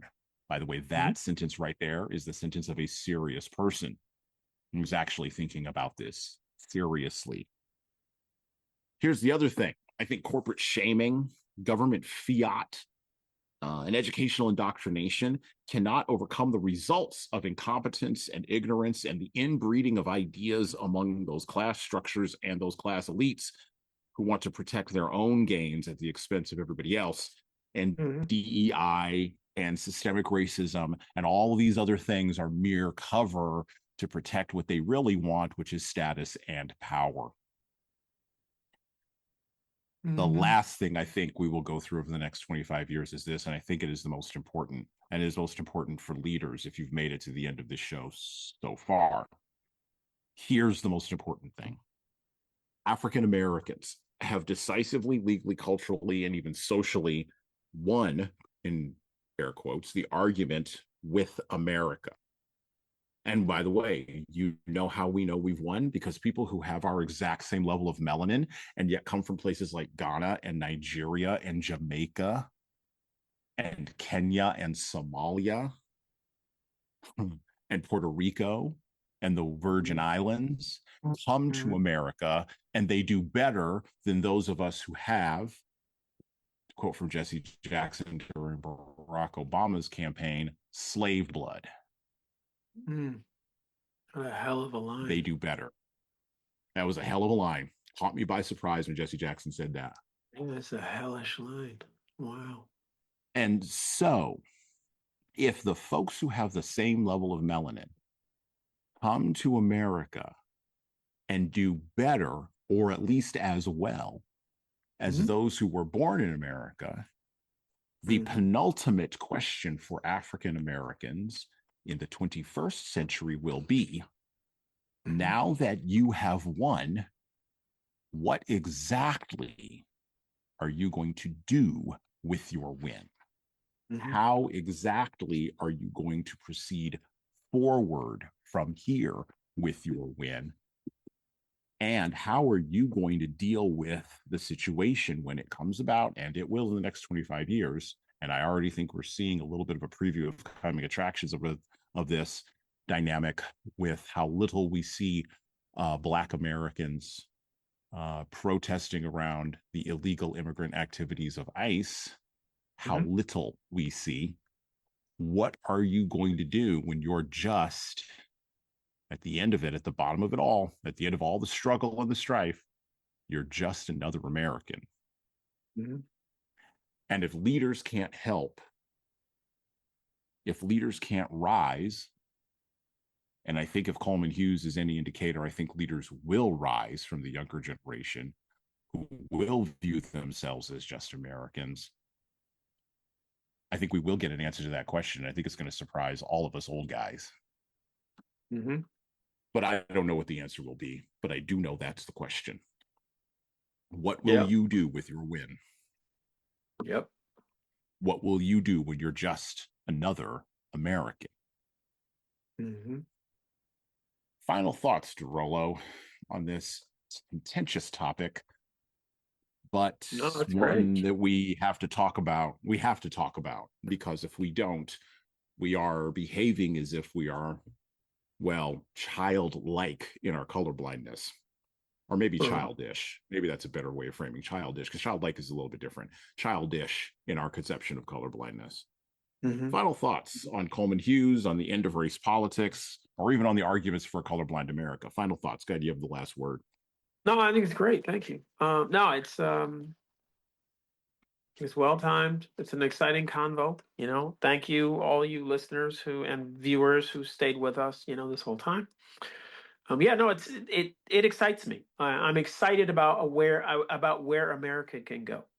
I'm excited. I'm not one of those who withdraws and refrains, for example, from having children because they're worried about what's coming. I'm not. I'm excited. It's a big year, the 250th anniversary of our nation's founding, and I think that there's a lot there in that that needs to be explored. There's still more polemics that need to happen, more scandals that need to happen. But this is life in America, and it's this free brawling republic is just like that. And so I'm excited. I'm excited for this guy's future. So yeah. And with that, well, we're out.